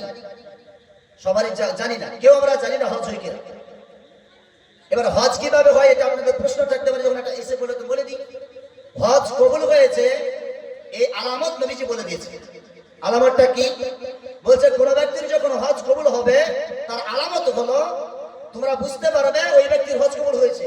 যে ব্যক্তি জমিনের বুকে যে গুনাহটা করত, তোমার গ্রামে এসে এলাকার ভিতরে যে গুনাহটা করত, হজ করে আসার পরে যদি ওই গুনাহটা না করে, আর যদি যে গুনাহটাই যে পাপে লিপ্ত থাকতো, যে ভুল কাজটা সে করতো, আসার পরে যদি জীবনটা পরিবর্তন করে দেয় আর গুনাহ না করে, জানতে পারবা ওই ব্যক্তির হজ কবুল হয়েছে। ও বাবা, আমাদের 36 নম্বর হাদিসে হজ করে আসতে যখন বাকি, বেটার বিয়ে দিবে, একটা ছেলে লক্ষ টাকার সম্পদ রেখেছে, হাজী সাহেব হয়েছে, ছেলেটার বিবাহ দিবে, বউ দেখতে গেছে। তার জামাইকে বলছে আমি হাজী সাহেব মানুষ, কিছু বলবো না বাপ, তুমি বউ দেখতে যাবা, যা বলবা তুমি বলবা। হাজী সাহেব চলে গেছে। এবার কন্যার বাড়িতে যখন গেছে বলছে বলেন তাহলে দেখা সাক্ষাৎ হয়ে গেল, পছন্দ হলো। এবার হাজী সাহেবকে জিজ্ঞাসা করছে হাজী সাহেব আপনি বলেন আপনার লেনা দেনার ব্যাপারটা বলেন। বলে আমি তো হজ করে এসেছি, এগুলো বলতে পারবো না, পড়লেও হারাম, আমার যা বলবে জামাই বলবে, জামাইকে বলছে কি ব্যাপার বাপ তুমি বলো তাহলে। বলে কিছু নাই, বাপের একটাই বেটা, অনেক জমি জায়গা আছে, আপনারা পেলে আপনাদের ভাগ্য, বেশি কিছু দিতে হবে না, একটা বুলারো গাড়ি দিবেন আর 1 বিঘা জমি দেবেন। হাজী সাহেব যা বলছে তা সঠিক না, এগুলো কি আপনার বলছে তা সত্যি কি নেবেন? এগুলো আমি বলতে পারবো না বাপ, এগুলো হারাম জিনিস, নেওয়া যাবে না। এই 36 নম্বর হাজী সাহেব কি বলে দেখে, আমি এগুলো নেওয়া যাবে না, হারাম জিনিস তো ওগুলো নেওয়া যাবে না। জামাই যা বলছে ওটা জামাই বলছে, আমি দিব না সবই। এবার বলছে বেটার জন্য কি করবে? না তো মেয়ে, তোমাদেরই তো মেয়ে, তো 5 ভরি সোনা দিয়ে যাও। এই হলো চরিত্র। একে হাজী সাহেব বলবে না, কি বলবেন গো? এরকম যদি থাকে তো আমার বোধহয় মেনা দেশে জালসা বোধহয় বন্ধ করে দেবে। এই কথা বলা খুব মুশকিল। আমাদের এরকম হয়েছে, যে ব্যক্তি গুনাহ করে গেছে হজ করতে আর মাপ চেয়ে গেছে, এসে যদি গুনাহ না করে জানবেন কি ওই ব্যক্তির হজটা আল্লাহর দরবারে কবুল হয়ে গেছে। হ্যাঁ, আপনারা হজের সওয়াবটা নেবেন, কি করে নেবেন শুনেন। গরিব মানুষ সবাই চিন্তা করছে কিভাবে হজের সওয়াবটা আমি নেব, কিভাবে হজ করতে পারবো না, হজের সওয়াব কি জীবনে হজ করতে পারবো না? নবীজিকে বলছেন, আল্লাহর নবী বলছেন তোমরা প্রত্যেকদিন হজের সওয়াব পাবা এবং তোমরা হজের সওয়াব অর্জন করতে পারবা।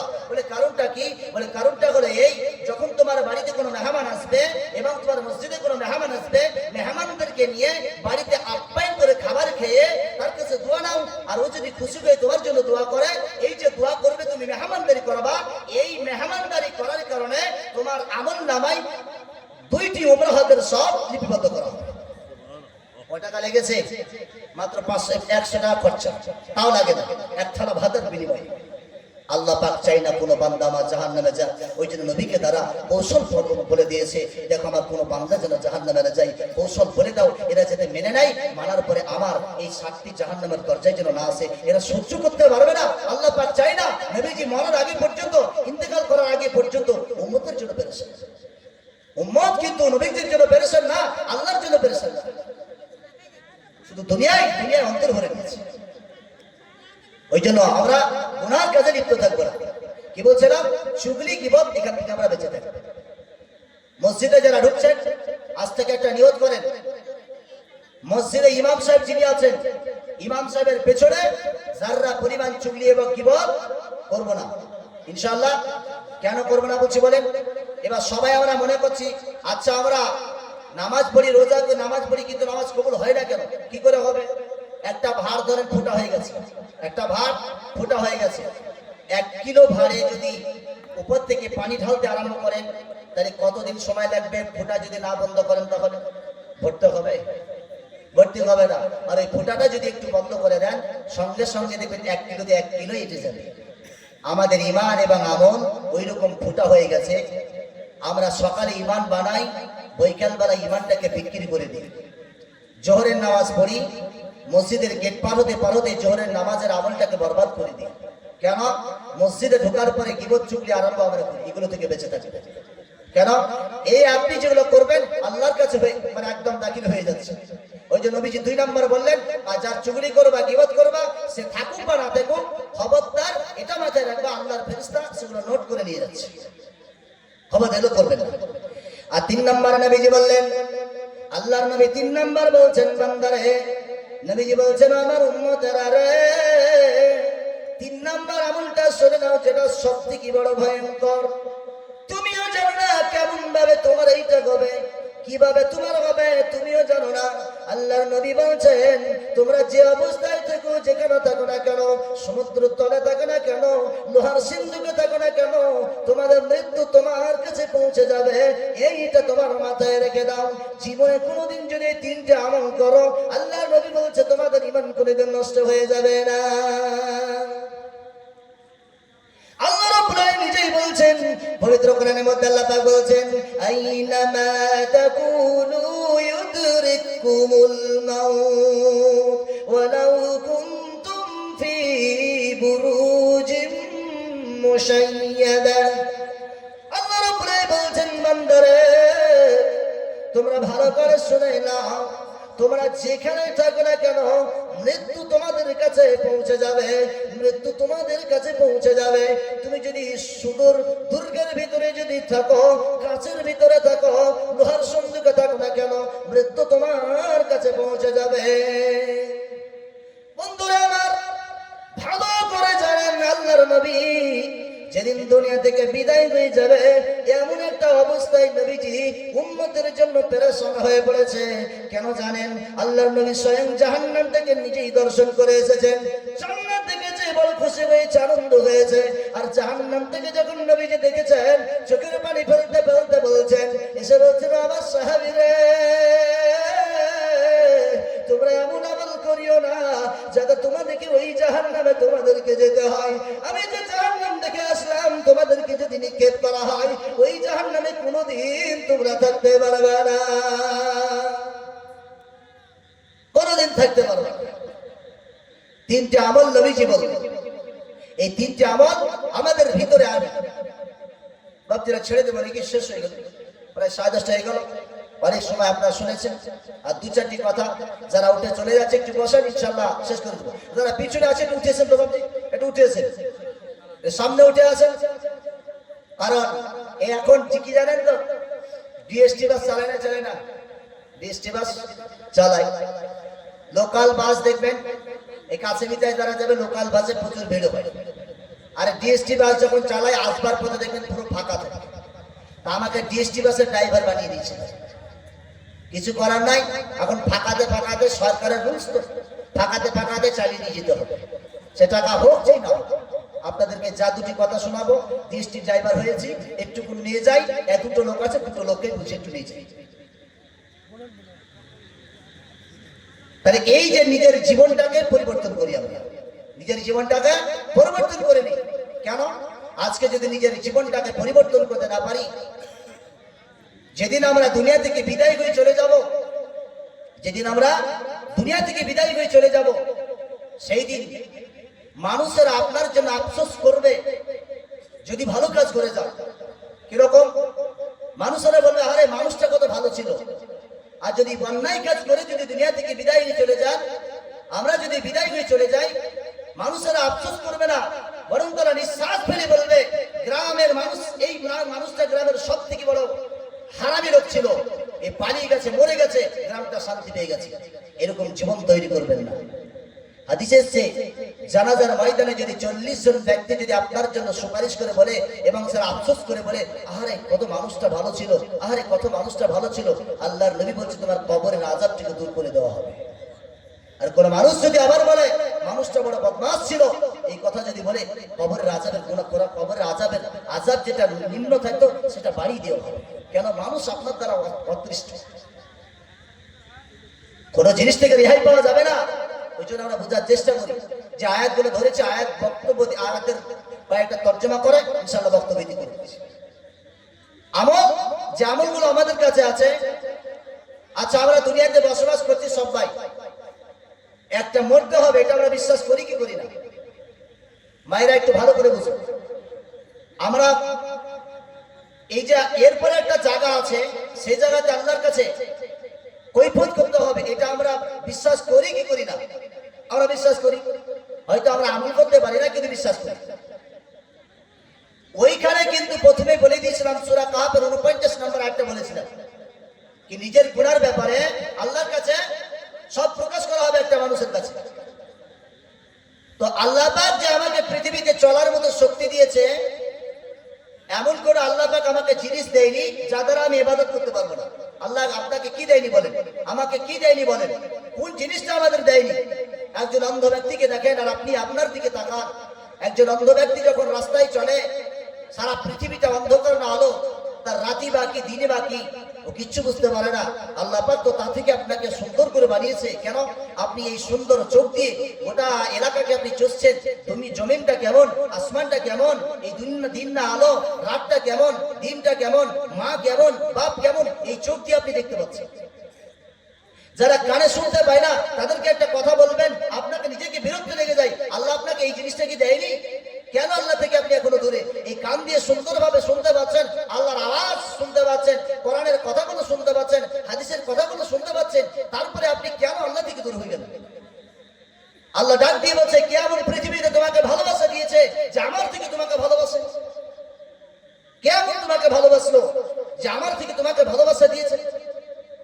একজন মানুষ যখন অসুস্থ হয়ে পড়ে, ওর যখন খরা হয়ে যায় কিংবা অসুস্থ হয়ে পড়ে, হসপিটালে বেডে যখন পড়ে থাকে, মানুষেরা চাইছে দেখে, কেউ আপনার দিকে ঠিক মতন তাকায় না। কিন্তু আমার আল্লাহ, যখন আল্লাহর কাছে আল্লাহ বলে ডাক দিবেন, আল্লাহ পাক আপনি এত গুনাহ করেছে, আমরা এত গুনাহ করেছি, তারপরে আল্লাহ পাক আমাদের কোনো গুনার দিকে না তাকিয়ে তার দয়া, তার রহমত, তার সব দিয়ে আমার জীবনের সমস্ত পেরেশানিগুলোকে আল্লাহ দূর করে দেয়। করে দেয় না? কি দেয়নি বলেন আল্লাহ? আল্লাহ পাক আমাদের কি দেয়নি বলেন? জমিনের বুকে আল্লাহ চলার জন্য সুন্দর করে জমিনটাকে বিছানা বানিয়ে দিয়েছেন। আল্লাহ বলছেন, বান্দারা তোমরা শুনে নাও, শুনে নাও, আমি তোমাদের জমিনটাকে সুন্দর করে বানালাম। উপরে আমি আসমানটাকে যখন তোমাদের জন্য বানালাম, দেখো তোমাদের উপরে, মাথার উপরে যে আসমানটা আমি দিয়েছি আমি আল্লাহ, নক্ষত্র দিয়ে আমি ক্ষুদ্র ক্ষুদ্র নক্ষত্র তোমাদের চোখের সামনে দেখতে পাও। আমি সুন্দর করে সারা পৃথিবীতে, এই সারা পৃথিবীর উপরে যেখানে দেখছো আসমানটা আছে, আসমানটাকে যখন তোমরা দেখতে পাও, আসমানের উপরে যখন দেখো, উপরে যখন তাকাও, সুন্দর করে তারকা রাশি দিয়ে আল্লাহ কত সুন্দর করে তারকায় আসমানটাকে রেখেছে। বিনা খুনি খাম্বাই কিছু দেয়নি। আল্লাহ বলছেন, বান্দারে তোমাদেরকে মারার জন্য আমার কোনো বড় জিনিসের প্রয়োজন হবে না, তোমাদেরকে মারার জন্য, কষ্ট দেওয়ার জন্য কোনো বড় জিনিসের প্রয়োজন হবে না। আমি শুধু যদি একবার জমিন আসমান থেকে একটা নক্ষত্র যদি পৃথিবীতে ফেলে দিই রে, আল্লাহর নবী বলছেন, শুনে নাও, শুনে নাও, ওই নক্ষত্র যদি জমিনের বুকে একবার পড়ে যায়, সারা পৃথিবীটা পুড়ে ছারখার হয়ে যাবে। আল্লাহ বলছেন, না না না, কিন্তু আমি ওই কাজটা ভুলেও করছি না। কারণটা কেন জানো?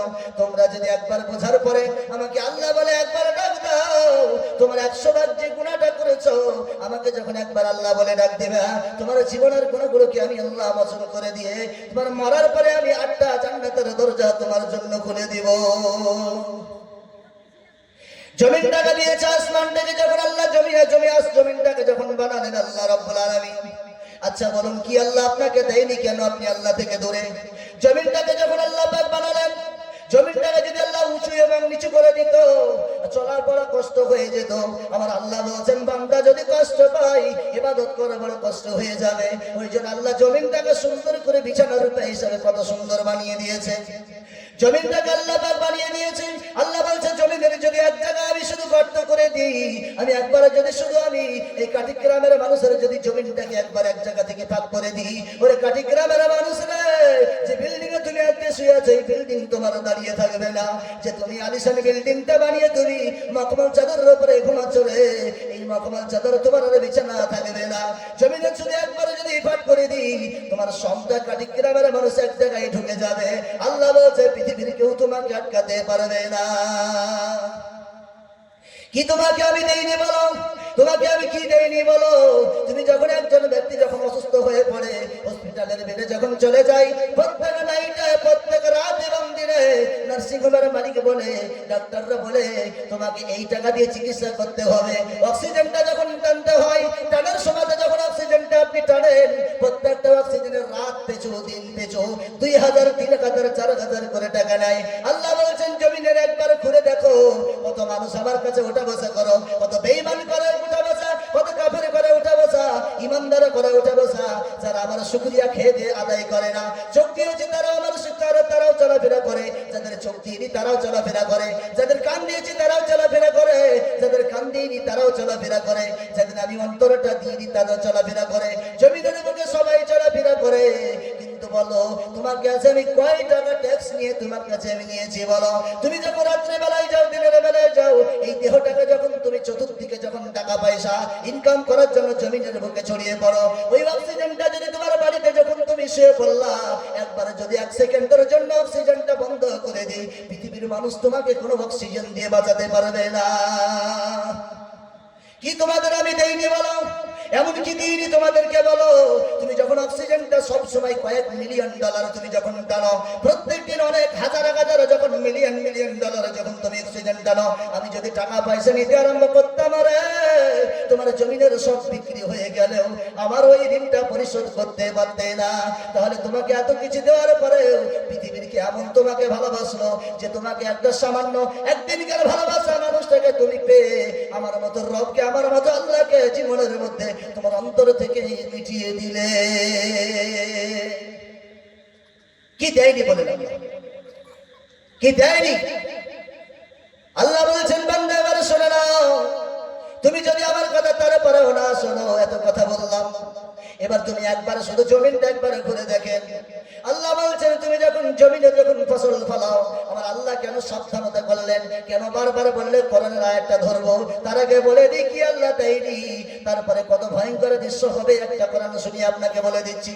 জমিনের বুকে আপনি জমিনটা ফলান, রিজিকটা আপনি অর্জন করেন। কত মানুষ বলে রিজিক আমি অর্জন করি, আমি ইনকাম করি পরিশ্রম করে, এলাকায় ঘুরে ঘুরে আমি পরিশ্রম করে, কঠোর পরিশ্রম করে ডলার ডলার টাকা, লক্ষ লক্ষ টাকা আমি ইনকাম করলাম। কেউ বলে আমি এই টাকা ইনকাম করেছি, আমার ক্ষমতা ইনকাম করেছি। আমার আল্লাহ বলছেন বান্দারে, তুমি ওইটা ইনকাম তোমার ক্ষমতায় করনি, তোমার ক্ষমতায় করনি। টাকা পয়সা ছিল সবারই, নমরুদের ছিল, কারুনের ছিল, ফেরাউনের ছিল, টাকা পয়সা ভক্ষণ করতে পারেনি। যেদিন জমিন থেকে চলে গেল, কারুনের ধন সম্পদ শেষ হয়ে গেল, নমরুদের ধন সম্পদ শেষ হয়ে গেল, আবু জেহেলের বাড়ি এবং বিল্ডিং গুলোকে আজকে মক্কার হাজিরা গিয়ে পায়খানা ফিরে আসে। আল্লাহ বলছেন জমিনের সব কিছুর মালিক আমি আল্লাহ, ইজ্জতের মালিক আমি আল্লাহ। কবে তোমার বেইজ্জতি করে জমিন থেকে তোমাকে সুন্দর জায়গা থেকে তোমাকে নামিয়ে দিব, তুমি কোনোদিন ভাবতে পারবে না। জমিনে যে তুমি ফসলগুলো ফলাও, যে তুমি বীজগুলো বপন করো, তুমি শুধু পুঁতে দিয়ে আসো, বাদ বাকি দায়িত্ব আমি আল্লাহ নিয়ে নিই। ওরে আমার বান্দারে, তুমি একটা ধান শুধু একটা গুছি পুঁতে দিয়ে আসলা, আর প্রত্যেকটি শীষে আমি 100 করে দানা দিলাম। এই দানাটা পৃথিবীর কে দিয়েছে বলো? কেমন তোমাকে ভালোবাসা দিয়েছে, কেমন তোমাকে মহব্বত করে নিয়েছে বলো? জমিনে যখন আপনি ধান পুঁতেন, আল্লাহ বলছেন যখন তুমি ধানটা বপন করে দিয়ে আসো, বাদ বাকি তুমি কি জানো? ওই জমিন থেকে যখন একটা ধানকে যখন পুঁতে দিয়ে আসলা, আমি আস্তে আস্তে করে 3 মাস ধরে ধানটাকে সুন্দর করলাম। আমি ইচ্ছা করলে ওই জমিনের বুকে ধান সুন্দর করে বানাটাকে যদি আমি আল্লাহ ওপর থেকে যদি শুধু একবার পাথর নিক্ষেপ করে তোমার ধানগুলোকে নষ্ট করে দিতাম, পৃথিবীর কে এমন ক্ষমতাশীল আছে বলো এই তোমার ধানগুলোকে বাঁচাতে পারে? আমি ইচ্ছা করলে তোমার জমিনের ধানগুলোকে জমিনেই মিটিয়ে দিতে পারতাম। তোমার ছেলেটা বড় চাকরি করে, লক্ষ লক্ষ টাকা ইনকাম করে, এবার সুখে সংসার করবে, আলিশান বিল্ডিং বানিয়েছো, আমি আল্লাহ যদি ইচ্ছা করে তোমার ছেলের আটানা পয়সা তোমার খাওয়ার মতো অনুমতি দিব না।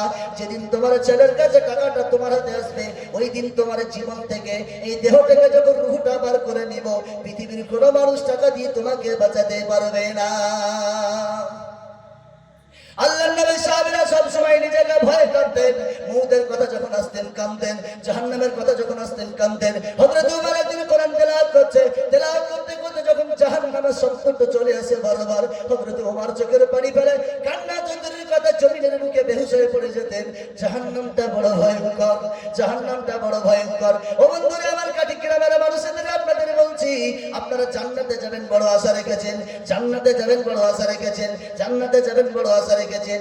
এবার আপনাকে বলেন এইখান থেকে কাটিগ্রাম আসতে, আমি যখন আমার গ্রাম থেকে কাটিগ্রাম আসলাম, একটা রাস্তা অবলম্বন করে এই কাটিগ্রাম আসার জন্য 5টা 6টা রাস্তা পড়ে আছে, আছে না নাই? আছে। কিন্তু যখন আপনি কাটিগ্রামের সব জায়গা দিয়ে কাটিগ্রাম ঢোকা হয়, কিন্তু আল্লাহর জান্নাতে ঢোকার জন্য একটাই রাস্তা আছে, ওই রাস্তা ছাড়ার কোনো বিকল্প রাস্তা নাই। রাস্তাটার নাম কি? সেই রাস্তাটির নাম হলো পুলসিরাত। এই রাস্তাটাকে লক্ষ্য করে হযরত আব্দুল্লাহ বিন রাওহা চোখের পানি ফেলে কান্না করছে। এটা কোথায় এসেছে?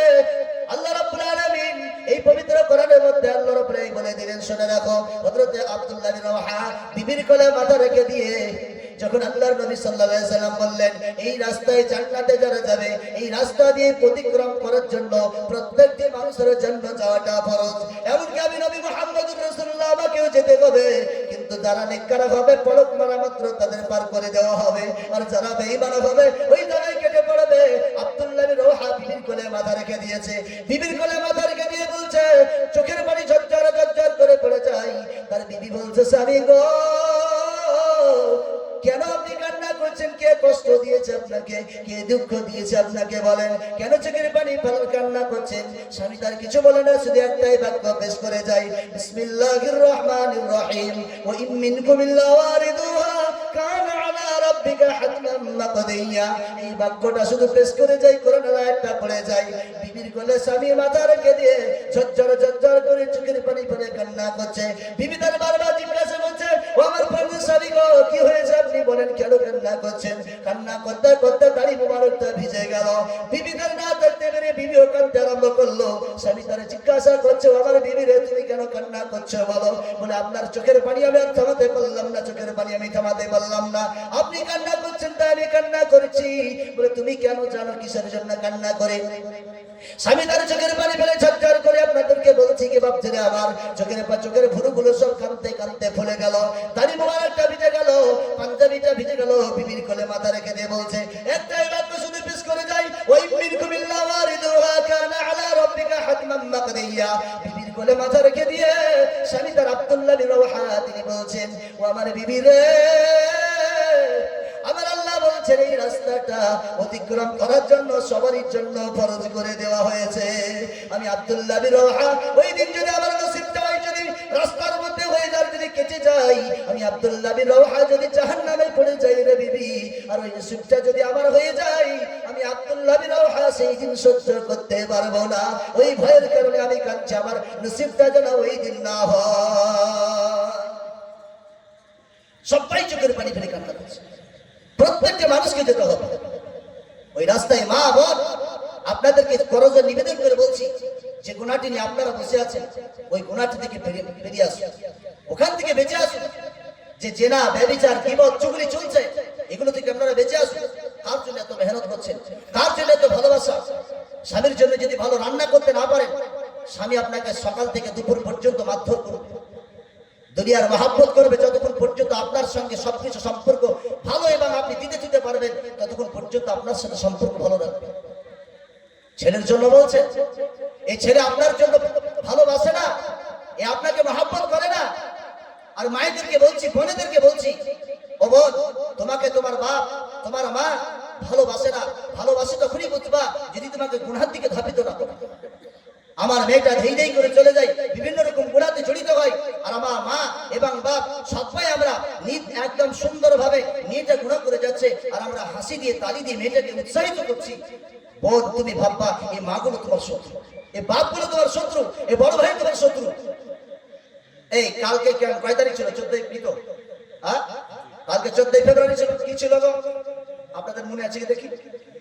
হ্যাঁ, ভ্যালেন্টাইন ডে, মানে ভালোবাসা দিবস। কিছু মনে করবেন না, পেপারের পাতায় এসেছে, বলে দিচ্ছি। কালকে 14 ফেব্রুয়ারি ছিল ভালোবাসা দিবস। আপনার ওই মেয়েটা যুবতী মেয়েটা বিবাহ হয়নি, টিউশনের নাম করে বাড়ি থেকে বেরিয়ে চলে গেছে, টিউশনের নাম করে বাড়ি থেকে বেরিয়ে চলে গেছে। আপনার বাপ আপনি মাকে আপনাকে বললো, কালকের দিন ছিল শনিবারের দিন, বলে মাস্টার বলেছে আজকে সারা রাত ধরে সারাদিন ধরে পড়াবে, আপনাকে বাং বুঝিয়ে চলে গেল। আর আপনি বললেন সত্যি মেয়েটা কলেজে পড়ে, তাহলে সত্যি তাই হতে পারে, আপনাকে ধোকা দিয়ে চলে গেল। ওই আপনার যুবতী মেয়েটা একটা যুবক ছেলের সাথে এই ভ্যালেন্টাইন ডে পালন করার জন্য কোন লজে এবং হোটেলে গিয়ে দেখেন না, আপনার নিজের শরীরটাকে বিক্রি করে দিয়েছে। লাস্ট পর্যন্ত কত ছেলের, কত মেয়ে, কত বোন আজ পর্যন্ত বিবাহ হয়নি। বিবাহ হওয়ার আগে এই ভ্যালেন্টাইন ডে এই 14ই ফেব্রুয়ারি থেকে লক্ষ্য করে কত মেয়ের জীবনটা শেষ হয়ে গেল। আজ অব্দি দেখেন না, তারা মানে একদম গিয়েছে, হয়তো কোনো কারণে তার টাকরাটাকরি হওয়ার কারণে মেয়েটা তার দেখেন কত, আজকে পেপার খুলে দেখবেন, আজকে নেট খুলে দেখবেন কত মেয়ে আত্মহত্যা করে মারা গেছে। কেন? স্বামী তার ভালোবাসা তার প্রকাশ করেনি। কত মেয়ে বিয়ে হয়নি, তার আগে বাচ্চা পেটে নিয়ে বসে আছে, ডাক্তারের কাছে গিয়ে বাচ্চা নিয়ে আসলো। আপনার মেয়েটাকে নির্ঘাত আপনি জাহান্নামে পাঠিয়ে দিলেন। কেন মেয়েটাকে খোঁজ নিলেন না? আজকে 14 ফেব্রুয়ারি বাড়ি থেকে ভালো হবে না, তোমার বাপ এই তোমার কথাবার্তা আমি শুনতে না রাজি না। আপনার মেয়েটা চলে গেছে, ওটা আপনার মেয়ে, ওটা আমার মেয়ে না। কেন মেয়েটাকে মানা করতে পারলেন না? কেন মেয়েটাকে মানা করতে পারলেন না? আপনি কি বাপ না? আপনি কি মা না? কোন বাপ হতে গেলে, মা হতে গেলে ক্ষমতা অর্জন করতে হবে, তারপরে বাপ মার দায়িত্ব নিতে হবে। ছেলে যখন দায়িত্ব নিতে পারবেন না, মেয়ে যখন দায়িত্ব নিতে পারবেন না, ছেড়ে দেন, বাচ্চা নিয়েন না, বিবাহ করিয়েন না। কেন? আপনার মেয়েটাকে যখন জাহান্নামে পাঠাবে, আপনি কি ভাবছেন ও হাজী সাহেব হয়ে গেছে, আলেম সাহেব হয়ে গেছে, মাথায় টুপি, একদম ফার্স্ট ক্লাস জান্নাতে যাব, এটা আশা রেখেছে। আল্লাহর নবী বলছেন কোন মেয়ে যদি জাহান্নামে যায়, কোন মেয়ে যদি জাহান্নামে যায়, বলছে যদি এই ক্ষমতাটা দেওয়া হতো কোন মানুষকে, কবর থেকে ডাক দিয়ে জোর দিয়ে বলতো ও আমার মেয়ে তোমরা সাবধান হও, আজকে তোমাদের কারণে কবরে আজাব আমার বেড়ে গেছে, কিন্তু ক্ষমতাটা দেওয়া হয়নি। বলছে কোন মেয়ে, একটা মেয়ে যদি কোনো কারণে জাহান্নামে যায়, তার সঙ্গে 3 জনকে জাহান্নামে নিয়ে যাবে। শুনে রাখুন, কে?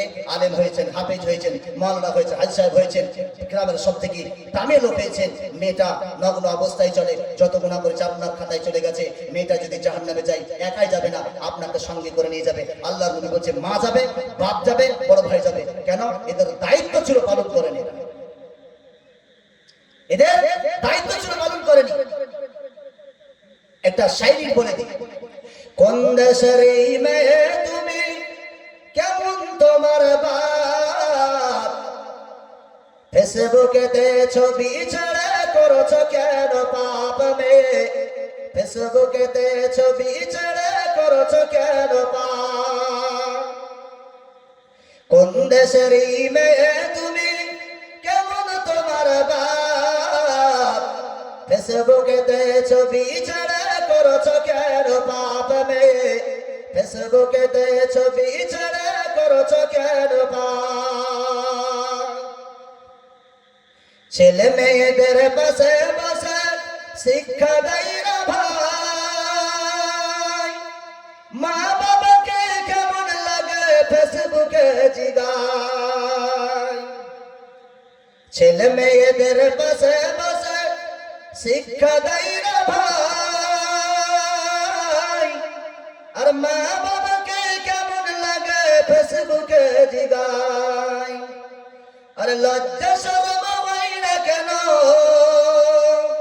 লজ্জা শরম হয় না কেন, চাও কেন না মাপ, ফেসবুকেতে ছবি ছেড়ে করছো কেন পাপ মেয়ে, ফেসবুকেতে ছবি ছেড়ে করছো কেন পাপ। কোন দেশেরই মেয়ে তুমি, কেমন তোমার বাপ, ফেসবুকেতে ছবি ছেড়ে করছো কেন পাপ মেয়ে, ফেসবুকেতে ছবি ছেড়ে করছো কেন পাপ। দাদি মায়েদের বন্ধু হয়নি আগেকার যুগে, আরে এখন তোমার বন্ধু লাগে সারা জেলাতে। এ লাগে না, লাগে না? ফেসবুক খুলেছে বলে এতগুলো ফলোয়ার আছে, বন্ধুর অভাব নাই। বাংলাদেশ, পাকিস্তান, অমুক আর তমুক, বন্ধুর অভাব নাই। আর আগে কি ছিল? দাদি মায়েরা যখন রাস্তায় চলতো, যদি পর পুরুষকে দেখতো দেয়ালটা ধার দিয়ে ধরতো, ধরতো না, একদম দেয়ালে ধার দিয়ে ঘুমটাটা কেটে চলে যেত। আর এখনকার মেয়েরা, ও বাবা, ছেলেদের পোশাক, ও পড়ে যাচ্ছে, ব্যাটা ছেলে না পিটি ছেলে বুঝাই যায় না, ওর কৃষ্টি কালচারে বুঝাই যায় না। মায়েরা রাগ করবেন না, এটা বাস্তব ঘটনা বলছি, বাস্তব জিনিস বলছি। দাদি মায়েদের বন্ধু হয়নি আগেকার যুগে, আর এখন তোমার বন্ধু লাগে সারা জেলাতে। জেনে শুনে ওই আগুনে, জেনে শুনে ওই আগুনে দিও না যুবক ঝাঁপ। ফেসবুকেতে ছবি ছেড়ে করছো কেন পাপ মে, ফেসবুকেতে ছবি ছেড়ে করছো কেন পাপ। কোন দেশেরই মেয়ে তুমি, কেমন তোমার বাপ, ফেসবুকেতে ছবি ছেড়ে করছো কেন পাপ মে, ফেসবুকেতে ছবি ছেড়ে করছো কেন পাপ। বোরখা একটা পড়েছ তুমি, মুখটা তোমার খোলা, আর জানালাটা বন্ধ রেখে দরজাটা খোলা। বোরখা একটা পড়েছ তুমি, মুখটা তোমার খোলা, আর জানালাটা বন্ধ রেখে দরজাটা খোলা। ঠোঁটের মধ্যে লাগাইছ, ঠোঁটের মধ্যে লাগাইছ লিপস্টিকের ছাপ। ফেসবুকেতে ছবি ছেড়ে করছো কেন পাপ মে, ফেসবুকেতে ছবি ছেড়ে করছো কেন পাপ। কোন দেশেরই মেয়ে তুমি, কেমন তোমার বাপ, ফেসবুকেতে ছবি ছেড়ে করছো কেন পাপ মে, ফেসবুকেতে ছবি ছেড়ে করছো কেন পাপ। মায়েদেরকে বলছি, ওই মোবাইল চালা, মোবাইল যত খারাপ তত ভালো। হ্যাঁ, মেয়ে সাবধান করেন, ছেলে সাবধান করেন। আজকে যদি মেয়ে এবং ছেলেকে না বুঝান, আমাদের আজকে সমাজের অবস্থাটা কেমন জানেন? ছেলে মেয়েকে ছোট থেকে বড় পর্যন্ত বোঝাই না, লাস্ট মোমেন্টে বোঝাচ্ছে যখন ছেলেটা এবং মেয়েটা শেষ হয়ে গেছে। ছেলেটা লাস্ট পর্যন্ত আপনার একটা শাসন কম ছিল, তার কারণে ছেলেটা এবং মেয়েটা গলায় দড়ি দিয়ে মারা যায়। আপনাদের এখানে ঘটে না ঘটনা? কেন জিজ্ঞাসা করবেন না? আজকে পেপারের খাতায় গলায় দড়ি কেন? আজকে এর পাতায় গলায় দড়ির নাম কেন? বিষ খাওয়ার ঘটনা আসছে কেন? একটাই কারণ, মেয়েটাকে আদর্শবান তৈরি করতে পারেন, ইসলামের কিছু জ্ঞান তাকে দিতে পারেননি। এই যুগের সাথে তাল মিলিয়ে আপনি চলেছে। মায়েরা ভালো করে শোনো, আল্লাহর নবী সাল্লাল্লাহু আলাইহি ওয়াসাল্লাম বলছেন, মান তাসাব্বাহা বিকওমিন ফাহুয়া মিনহু, যে যার সাদৃশ্য অবলম্বন করবে তার সাথে তার হাসর হবে। আজকে যে আমাদের মেয়েরা যত রকম হারাম পদ্ধতিগুলো কাজ নিয়ে তারা চলাফেরা করে, ওগুলো হলো বেধর্মীদের তাদের অনুসরণ। সেই সময় আজকে লিপস্টিক বলেন, লক পলিশ বলেন, যা কিছু আছে, এই যে হারামগুলো জিনিসগুলো আছে, এই যে জিনিসগুলো আপনি ব্যবহার করছেন, এইগুলো হলো জাহিলিয়াতি যুগের মহিলাদের মতো। আর আল্লাহর নবী বলেছেন, কখনো জাহিলিয়াতি যুগের মেয়েদের মতো বেশ ধারণ করো না, কারণ এরা হলো পাপী। এদের সমাজে এই গুনার পরিমাণটা তাদের। আপনি যদি মা করেন, আপনি নবীর উম্মত হয়েছেন, আখিরি জামান নবী নবী মুহাম্মদ রাসূলুল্লাহ সাল্লাল্লাহু আলাইহি ওয়াসাল্লামের উম্মত হওয়ার পরে আপনি উম্মতি হওয়ার পরেও জাহান্নামে যাবেন, এটা কেমন লাগছে? বেঁচে থাকি ভাই, বেঁচে থাকি, এমন কোনো কাজ করবেন না যাতে পৃথিবীর বুক থেকে চলে খালি হাতে চলে যেতে হবে। আমরা এই দুনিয়ার জায়গাটা হলো ভবের বাজার, বাজার যেমন হবে সেইভাবে আপনার কাজ হবে। বাজার করার জন্য দুনিয়া এসেছি, বাজার যেন ঠিকঠাক হয়।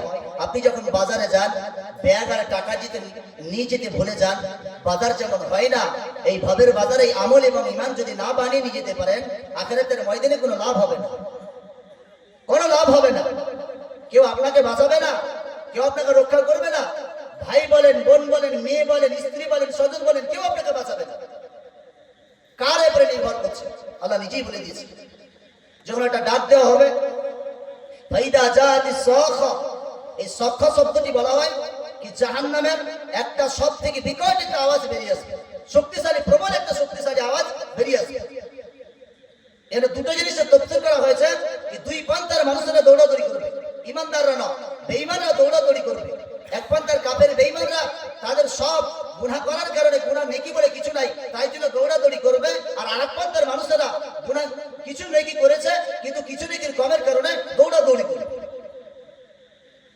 কোথায় যাবে জানে? হাসরের ময়দানে ডাকটা এসে যাবে, ছুটে যাবে ভাইয়ের কাছে।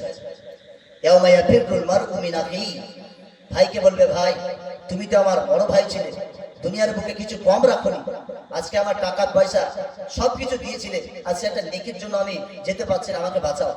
ভাই তার মুখটা ফিরিয়ে দিয়ে বলবে, আমার ভাই বলে কেউ ছিল না। ভাই তখন আফসোস করে বলবে, হায় রে, তোর জন্য দুনিয়াতে এত কাজ করলাম, যদি জানতাম আখিরাতে তুই আমার কাজে লাগবি না, তাহলে তোর দিকে এত আমি কোনোদিন ধাপি হতাম না, তোর দিকে এতদিন কোনোদিন আমি আসতাম না। আফসোস কর, সেদিকে কোনো লাভ হবে। তারপরে দৌড়ে চলে যাবে, মায়ের কাছে যাবে। ওইখানে যখন আরম্ভ হয়ে যাবে, এবার মায়ের কাছে দৌড়ে চলে যাবে। ও উম্মিহি ওয়া আবিহি, মা এবং বাপের কাছে দৌড়ে যাবে। মাকে আর বাপকে বলবে, ও আমার মা গো, তুমি তো আমাকে জমিনের বুকে, পৃথিবীর বুকে কতই না ভালোবেসেছিলে। আমি যখন ঘুমিয়েছিলাম, আমি যখন ছোট অবস্থায় ছিলাম, আমি বাচ্চা অবস্থায় যখন ছিলাম, আমি যখন পেচ্ছাপ করে দিয়েছিলাম, আমি আর চলতে পারি না, এদিকে নড়তে পারি না, ওদিকে নড়তে পারি না, সেই দিন তুমি আমাকে ওই ভিজা কাপড় থেকে সরিয়ে দিয়ে শুকনো জায়গাতে আমাকে রেখে দিয়েছো। আবার যদি আমি শুকনো জায়গাতে আবার পেচ্ছাপ করে দিয়েছি, এই কোট থেকে আবার ওই কোটে তুমি নিয়েছো। বাপকে বলছে, বাপ তুমি তো আমার আব্বা, তুমি তো আমার জন্য কিছু জিনিস কমতি রাখোনি, আমার যেটা প্রয়োজন তুমি তৎক্ষণাৎ নিয়ে চলে এসেছো। ও বন্ধুরে, আমার এটা হয় কি হয় না বলেন, বাপ কোনো জিনিসের কমতি রাখেনি। বাপ তার নিজের শরীরটাকে ক্ষত বিক্ষত করে দিয়ে, মাথার ঘাম পায়ে ফেলে দিয়ে আপনার জন্য ব্যবস্থাপনা করেছে, আপনার জন্য ব্যবস্থাপনা করেছে। মা যখন জন্ম দেয়, পেটে যখন শুয়ে যায়, শাশুড়িকে বলছিল, আমার শাশুড়ি গো, মনে হয় আর পেট থেকে কোনোদিন আর ফিরে আসবো না, আপনি আমাকে আল্লাহর রাস্তায় ক্ষমা করে দিন। স্বামীকে বলছে, আমি আর মনে হয় ফিরে আসবো না, আপনার সঙ্গে সংসার করলাম, মনে হয় আর কোনোদিন সংসার করতে পারবো না। একটা সন্তানকে কষ্ট করে মানুষ করলো, ছোট থেকে বড় করলো, এবার ওই ব্যক্তি মাকে এবং বাপকে বলছে, আমার মা গো, ও আমার আব্বা গো, আজকে একটা নেকির জন্য জান্নাতে যেতে পারছি না, ও আমার মা, আমার আব্বা, একটা নেকি দিয়ে আমাকে সাহায্য করো, আমি জান্নাতে যেতে চাই। মার বাপ দুইজনাতে মুখ ফিরিয়ে দিয়ে বলবে, আমার কোনো সন্তান ছিল না, এরা মুখ ফিরিয়ে দিয়ে আপনাকে প্রত্যাখ্যান করবে। ছেলে বলে কোনোদিন বুঝবে না, আফসোস করে বলবে, হায় রে হায়, এই দুনিয়ার জীবনটা কত ভয়ঙ্কর ছিল, আখিরাতের জীবনটা যদি একবার ভেবে দুনিয়ায় করে জীবনটা বানাতাম, আজকে এই জায়গায় দৌড়াদৌড়ি করতে হতো না। এবার চলে যাবে কার কাছে জানেন? যারা পৃথিবীর বুকে দুইটা জিনিসের জন্য আপনারা অক্লান্ত পরিশ্রম করেন। স্বামীও করে অক্লান্ত পরিশ্রম, কার জন্য করেন? বিবির জন্য পরিশ্রম করে, সন্তানের জন্য পরিশ্রম করে, মা বিবিকে খুশি রাখার জন্য এ প্রান্তরে যায় ও প্রান্তরে যায়, 1 টাকা 2 টাকা 500,000 টাকা ইনকাম করে, সন্তানের বিল্ডিং বানিয়ে দেওয়ার কারণে, ছেলেদের ভবিষ্যতের কারণে কত টাকা ইনকাম করে। বাপ যখন পরিশ্রম করার পরে এই বিবিদের এবং সন্তানের কাছে যাবে, বলবে, ও সাহিবাতিহি ওয়া বানি। এবার সন্তান এবং স্ত্রীর কাছে যাবে, বলবে, ও আমার বিবি রে, অর্ধাঙ্গিনী রে, তুই তো আমার জানার, তুই তো আমার অর্ধাঙ্গিনী ছিলি, তোর জন্য আমি মাকে কষ্ট দিয়েছিলাম, বাপকে কষ্ট দিয়েছিলাম, তোর জন্য পৃথিবীর এখানে সেখান থেকে ভালো ভালো জিনিস তোর জন্য দিয়েছিলাম। আচ্ছা বলেন তো দেখি, এখানের গ্রামের মানুষেরা নিজের স্ত্রীর জন্য ভালো পড়বে, ভালো খাইবে, ওই জন্য আপনি কি এই জায়গা থেকে ওই জায়গা থেকে যেটা পেয়েছেন ভালো জিনিস নিয়ে এসেছেন? একটা চুড়িদার পছন্দ হয়েছে, বিবির জন্য নিয়ে এসেছেন, একটা ভালো জিনিস পছন্দ হয়েছে, সন্তানের জন্য নিয়ে এসেছেন। ওই দিন তখন আপনি গিয়ে বলবে, ধরে রাখুন কাটি গ্রামের মানুষের একটা নসিব ওই রকম ভাবে হয়ে গেল, দৌড়াদৌড়ি করতে আরম্ভ করলো। যেই মানুষটা বিল্ডিং, আলিশান বিল্ডিং এর জন্য সকালে বেরিয়ে যায়, সন্ধ্যার বেলায় ঢোকে, বিবির জন্য সুন্দর পোশাক পরিধান নিয়ে আসলো, সন্তানের জন্য সুন্দর খাবার নিয়ে আসলো, টাকা পয়সা ইনকাম করে, লক্ষ লক্ষ টাকা ইনকাম করে আলিশান বিল্ডিংটা বানিয়ে দিল। এবার ওদের কাছে আসা নিয়ে চলে যাবে, ও সাহিবাতিহি ওয়া বানি, স্বামী এবং স্ত্রী এবং সন্তানের কাছে যাবে, আর তাদেরকে বলবে, আমার বিবি গো, একটা নেকির জন্য জান্নাতে যেতে পারবে পারছি না, আমাকে একটা নেকি দিয়ে আমাকে সাহায্য করো। সন্তানকে বলবে, দুইজনাতে মুখ ফিরিয়ে দিয়ে বলবে আমি কোনো বাপকে চিনি না, স্ত্রী বলবে আমার কেউ ছিল না, দুজনাতে অস্বীকার করে দেবে। ওই ব্যক্তি তখন কি করবেন জানেন? লিকুল্লি ইমরিইন মিনহুম ইয়াউমাইদিন শাআনুন ইউগনি। ওই ব্যক্তি পেরেশানে পড়ে যাবে, বলবে আজকে কোথায় যাব, কোথায় যাব, কোনো জায়গাতে গিয়ে কোনো লাভ হবে না। বন্ধুরে আমার, আমাদের দিনের ময়দানটা আপনার কতটুকু বিশ্বাস আছে জানি না, কিন্তু ভালো করে শুনে রাখুন, এই কথা বারবার শুনেছেন আপনি যে ভুলে গেছেন কিয়ামত বলে একটা জিনিস আছে, আসর বলে একটা জিনিস আছে, ভুলে গেছেন। কোন জায়গায় আমাকে দাঁড় করানো হবে জানেন? আজকে সামিয়ানা উপরে আছে, নিচেও সামিয়ানা আছে, বসার জায়গাটা সুন্দর আছে, মাথার উপরে দিয়েছে লিহুটটা যেন নিচে না পড়ে। ওই জায়গা যখন দাঁড় করে দেওয়া হবে, জমিনটা হবে তামার মতো, ওইখানে কোনো ছায়া আর থাকবে না, একটাই ছায়া থাকবে, সেটা হলো আল্লাহর রহমতের ছায়া। আল্লাহ বলছে তাদের জন্য রহমতের ছায়াটা বর্ষণ দেওয়া হবে যারা আমাকে রব বলে মেনে নিয়েছে, জমিনে কষ্ট করে আমাকে রব বলে মেনে নিয়েছে, আর নবীকে নবী বলে মেনে নিয়েছে, আমার সব কথাগুলো তার নিজের প্রতি আমল করেছে। সে যদি আমার সবকে মেনে নেওয়ার কারণে নিজের সুখ শান্তিকে বিসর্জন দিয়েছে, ওই বান্দার জন্য রহমতের ছায়া আমি দান করবো। আর নচেত জমিনটা হবে তামা, এমন তামা হবে কেমন জানেন? জমিনটা তামা যখন হবে, পা দিয়ে রাখতে পারবে না, যে উপরের দিকে থাকবে মাথার উপরে সূর্য, একটা সূর্য শুধু একটা ফেলা হয়, বলছে কয়েক মিলিয়ন, কয়েক কোটি গুণ বেশি বৈজ্ঞানিকরা গবেষণা করে বলছে সূর্যের যে টেম্পারেচার আছে, এই সূর্যটা জমিন থেকে 15 লক্ষ কোটি গুণ উপরে আছে। ওই তার মধ্যে একটা মুখ বাড়া সূর্য মাত্র 44 ডিগ্রি পাওয়ার দিনে যদি জমিনটাকে তাতিয়ে দেয়, ছাতা নিয়ে আটকাতে পারেন না। আজকে আপনার দিকে চন্দ্রপ্রদেশে যখন কিছুদিন আগে একটা দুধু খারাপ হইলো, ওই সময় মানুষেরা গরমের কারণে স্প্রে আরম্ভ করলো, মানুষকে ভিজিয়ে দিল, মানুষরা ভিজবার জন্য স্প্রে নেওয়ার জন্য সবাই দাঁড়িয়ে দাঁড়িয়ে স্প্রে নিচ্ছে। মাত্র 44 ডিগ্রি পাওয়ারে যদি এরকম করে দেয়, যেদিন জমিনটা তামা হয়ে যাবে, আর আসমানের দিকে যখন উপরে মাথার উপরে যখন সূর্যটা দেওয়া হবে, আর যখন 12টা মুখ বালা যখন টেম্পারেচার মাথার উপরে যখন রেখে দেওয়া হবে, আল্লাহর নবী বলছে শুনে নাও রে, মগজগুলো ঠকমক করে গলে পড়বে, পৃথিবীর কোনো ছায়া তোমাকে আটকাতে পারবে না, কেউ তোমাকে ছায়া দিয়ে তোমাকে সাহায্য করবে না। আমার আল্লাহ বলছেন শুনে নাও, ওই দিন একটাই ছায়া দেখবে, সেটা হলো আমার রহমতের ছায়া। তোমরা যদি আমাকে রব বলে মেনে নাও, তোমাদের জন্য ছায়াটা আমি রেখে দেব রে, কেউ তোমাকে কেউ না দেখুক বা না দেখুক, ওই দিন আমি আল্লাহ তোমাকে যদি সাহায্য করে দিই, পৃথিবীর কাউরে তোমার দরকার হবে না। 15 লক্ষ কোটি গুণ পরে যদি সূর্য থাকলে 44 ডিগ্রি পারে যদি জমিনকে তাতিয়ে দিতে পারে, আর 12টা মুখ বাড়া সূর্য থাকবে, একটাই সূর্য, যে সূর্যটা দেখছেন এটা একটা মুখ মাত্র দিয়েছে, তার মধ্যে 15 লক্ষ কোটি গুণ পরে ধরে আছে, ওই টেম্পারেচার মাত্র 44 ডিগ্রি দুনিয়াতে দিচ্ছে। আর যে পরিপূর্ণ 200 ডিগ্রি যদি পাওয়ার যদি দুনিয়াতে দিয়ে দেয়, আল্লাহ বলছে তোমাদেরকে মারার জন্য কিছু দরকার হবে না। তোমরা যে রোডটা তোমরা শোষণ করো, আমি যদি একটু শুধু মোচ নিয়ে যদি একটু বাড়িয়ে দিই রে, ওই সূর্যের টেম্পারেচার যদি 44 এর জায়গায় যদি একবার আমি 144 করে দিই, তোমাদের বাঁচবার বাড়িতে থেকেও এসি লাগিয়েও কাজ হবে না। এসি তোমার বারবার হয়ে যাবে, এসি সারা পর্যন্ত ব্লাস্ট হয়ে যাবে, এসি পর্যন্ত তোমাকে রক্ষা করতে পারবে না। আরে জমিতে যা দিয়েছি সবই তো আমার, আসমানে যা আছে সবই তো আমার, তুমি যে চলাফেরা করছো এটা আমার ক্ষমতাই, তুমি যে খাওয়া দাওয়া করছো এটা আমার ক্ষমতাই, তুমি যা দেখছো এটা আমারই ক্ষমতাই, তুমি যে কান দিয়ে শুনছো এটা আমার দেওয়া সম্পদ। তাহলে পৃথিবীতে তোমার কোনটা আছে তুমি একবার বলো, যদি তোমার না হয় তাহলে এখনই আমার দিকে ফিরে আসো। কি আছে আপনার মনে? কি আছে? কি আছে আমার? কিচ্ছু না। আল্লাহ না করুক এই দুনিয়াতে এমন আমল তৈরি করে যাবে না যাতে কিয়ামতের দিনে যেদিন বিচার হবে মানুষের, বাম হাতে আল্লাহ পাক আমল না দিয়ে দেয়, বাম হাতে আমল না দিয়ে দেয়, বাম হাতে যদি আমল দিয়ে দেয়, আল্লাহর নবী বলছে যাদের বাম হাতে আমল হয়ে যাবে কত যে ভয়ঙ্কর হবে এরা নিজেরও বুঝতে পারে না, এরা নিজেরাও জানে না। বাম হাতে আমল আর ডান হাতে আমল, আমল দেবে নিকারতে দেওয়া হবে ডান হাতে, আর বদকাতে দেওয়া হবে বাম হাতে। বলছে ডান হাত যারা দিয়ে যাবে তারা গোটা ময়দানটা খুশি খুশি বেড়াবে, আর যাদের বাম হাতে দেওয়া হবে তারা আফসোস করবে, তাদের যে কত ভয়ঙ্কর তোমরা জানো। আল্লাহ না করুক এই কাটিক গ্রামের মানুষ সবাই যেন বসে আছে, ধরে রাখুন যতগুলো মানুষ এখানে বসে আছে মাইকের আওয়াজ যাচ্ছে, হঠাৎ করে আল্লাহ পাক আপনার মৌত আমার চলে আসে, আমার আপনার বেঈমান অবস্থায় মারা গেলেন, দুনিয়া থেকে চলে গেলেন, বেঈমান অবস্থায় মারা গেলেন।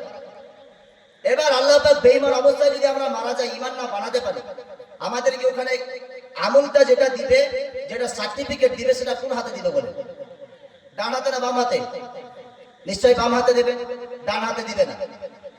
তাহলে বাম হাতে যদি আমাদের নসিবে হয়ে যায়, সেই দিন আপনি আফসোস করবেন জমিনের জন্য, আপনি আফসোস করবেন আমলের জন্য, আমি আফসোস করব এই বেঁচে থাকা জীবনটা যে শেষ করে দিয়েছিলাম তার জন্য। আমলটা যেন আমাদের না এসে যায়, বাম হাতে না আসে।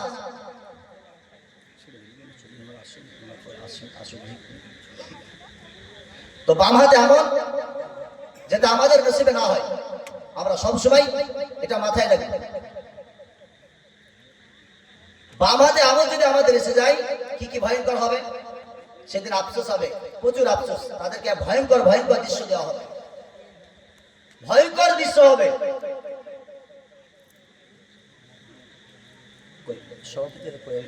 ছেড়ে দেবো, 11টা বেজে গেল, অনেক টাইম হয়ে গেল, আর কথা বাড়াবো না, লাস্টের দিকে দোয়া হয়ে যাবে। এই বাম হাতের আমল আল্লাহ যদি কোনো নসিবে আসে, এই বাম হাতের আমল সূরা হাক্কা থেকে 25 থেকে 35 নম্বর আয়াত ইনশাআল্লাহ শোনা। আমাদের নসিবে যেত বাম হাতে আমলটা না আসে, এই কাজ দুনিয়ার বুকে চলাফেরা করবো, কিন্তু আমলটা ঠিকঠাক বানাবে। মায়েদেরকে আপনাদেরকে বলছি, এখন এই যে যুগ কিন্তু আমাদের একই রকম আছে, যুগের কোনো দোষ নাই, দোষ হচ্ছে মানুষের। আমরা সবাই যুগের নাম বদনাম করি না, এই যুগে অমুক যুগে, এই যুগে অমুক, এই যুগে তমুক না। যুগের আবহাওয়া, যুগের সব ঠিক আছে, শুধু মানুষের পরিবর্তন হয়ে গেছে, তার জন্য যুগকে খারাপ মনে হচ্ছে। যুগ কোনো খারাপ নাই, যুগ একই রকম আছে, মানুষের পরিবর্তন হয়ে গেছে। এখন মানুষ আজান শুনে মসজিদে আসে না। ওই জন্য ভাইদেরকে আপনাদেরকে বলছি, এমন কাজ ভাবছি, বসে লাস্ট দোয়া করে দেবো, এই শেষ করে দেবো, 2 মিনিট একটু বসেন, দোয়া করে দেবো, লাস্ট দোয়া আখেরি দোয়া হয়ে যাবে ইনশাআল্লাহ, দোয়া করে শেষ করে দেবো। তো আপনারা আমলিয়াতি জিন্দেগি তৈরি করেন, সৎ পথে অবলম্বন করেন, হারাম পন্থা থেকে বেঁচে থাকবেন, হালাল রুজি ভক্ষণ করার চেষ্টা করবেন। আল্লাহ পাক আমাদের সকলকে সঠিক বোঝার তৌফিক দান করুক। দুনিয়ার দিকে মহাব্বত, আখিরাতের দিকে মহাব্বত যেন বেশি হয়, দুনিয়ার দিকে মহাব্বত বাইরে যেন থাকে। দুনিয়ার মহাব্বত ভিতরে নাই, আখিরাতের মহাব্বত ভিতরে থাকবে, দুনিয়ার মহাব্বত থাকবে বাইরে। দুনিয়ার মহাব্বত যদি কাউকে গ্রাস করে নেয়, তাহলে আখিরাত এই যে আছে সেটা ভুলিয়ে দিবে। কেউ যদি মানের মহাব্বতটা বেশি করে, হিসাবের দিনটাকে ভুলিয়ে দেবে। আমরা মানুষ এতই বড় আমরা কনফিউজ হয়ে গেছি, স্রষ্টার সৃষ্টিগুলোকে ভালোবাসি, কিন্তু যিনি খালিক, যিনি মালিক, তাকে আমরা ভুলে গেছি। আমরা মানুষ গুনাহ করি, কিন্তু তওবা চাই কোনো সুযোগ মনে করি না, প্রয়োজন মনে করি না। গুনাহ করেছি বটে, কিন্তু তওবা আল্লাহর কাছে চাইতে হবে। আল্লাহ পাকের যে যা কিছু আল্লাহ পাক আমাদের দিয়েছে, এটা আমাকে দিয়েছে, কারণটা হলো একটাই, আমি যেন আল্লাহর ইবাদতটা ঠিক করি, ওই জন্য আল্লাহ কোনো জিনিসের কমতে দেয়নি। বাপজিরা আমার, যা কিছু কথা আলোচনা আপনাদের সামনে রাখলাম, বলাও ভাষার ভিতরে হয়ে থাকে ভুলবাতি, ছোট ভাই এবং ছেলে ছিল ক্ষমাবাতি।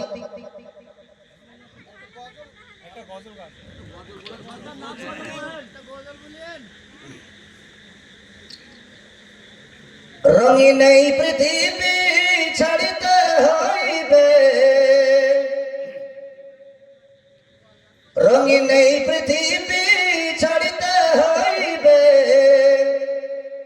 সাদের এই দেহ মাটিতে খাইবে, শূন্য হবে জিন্দেগানি,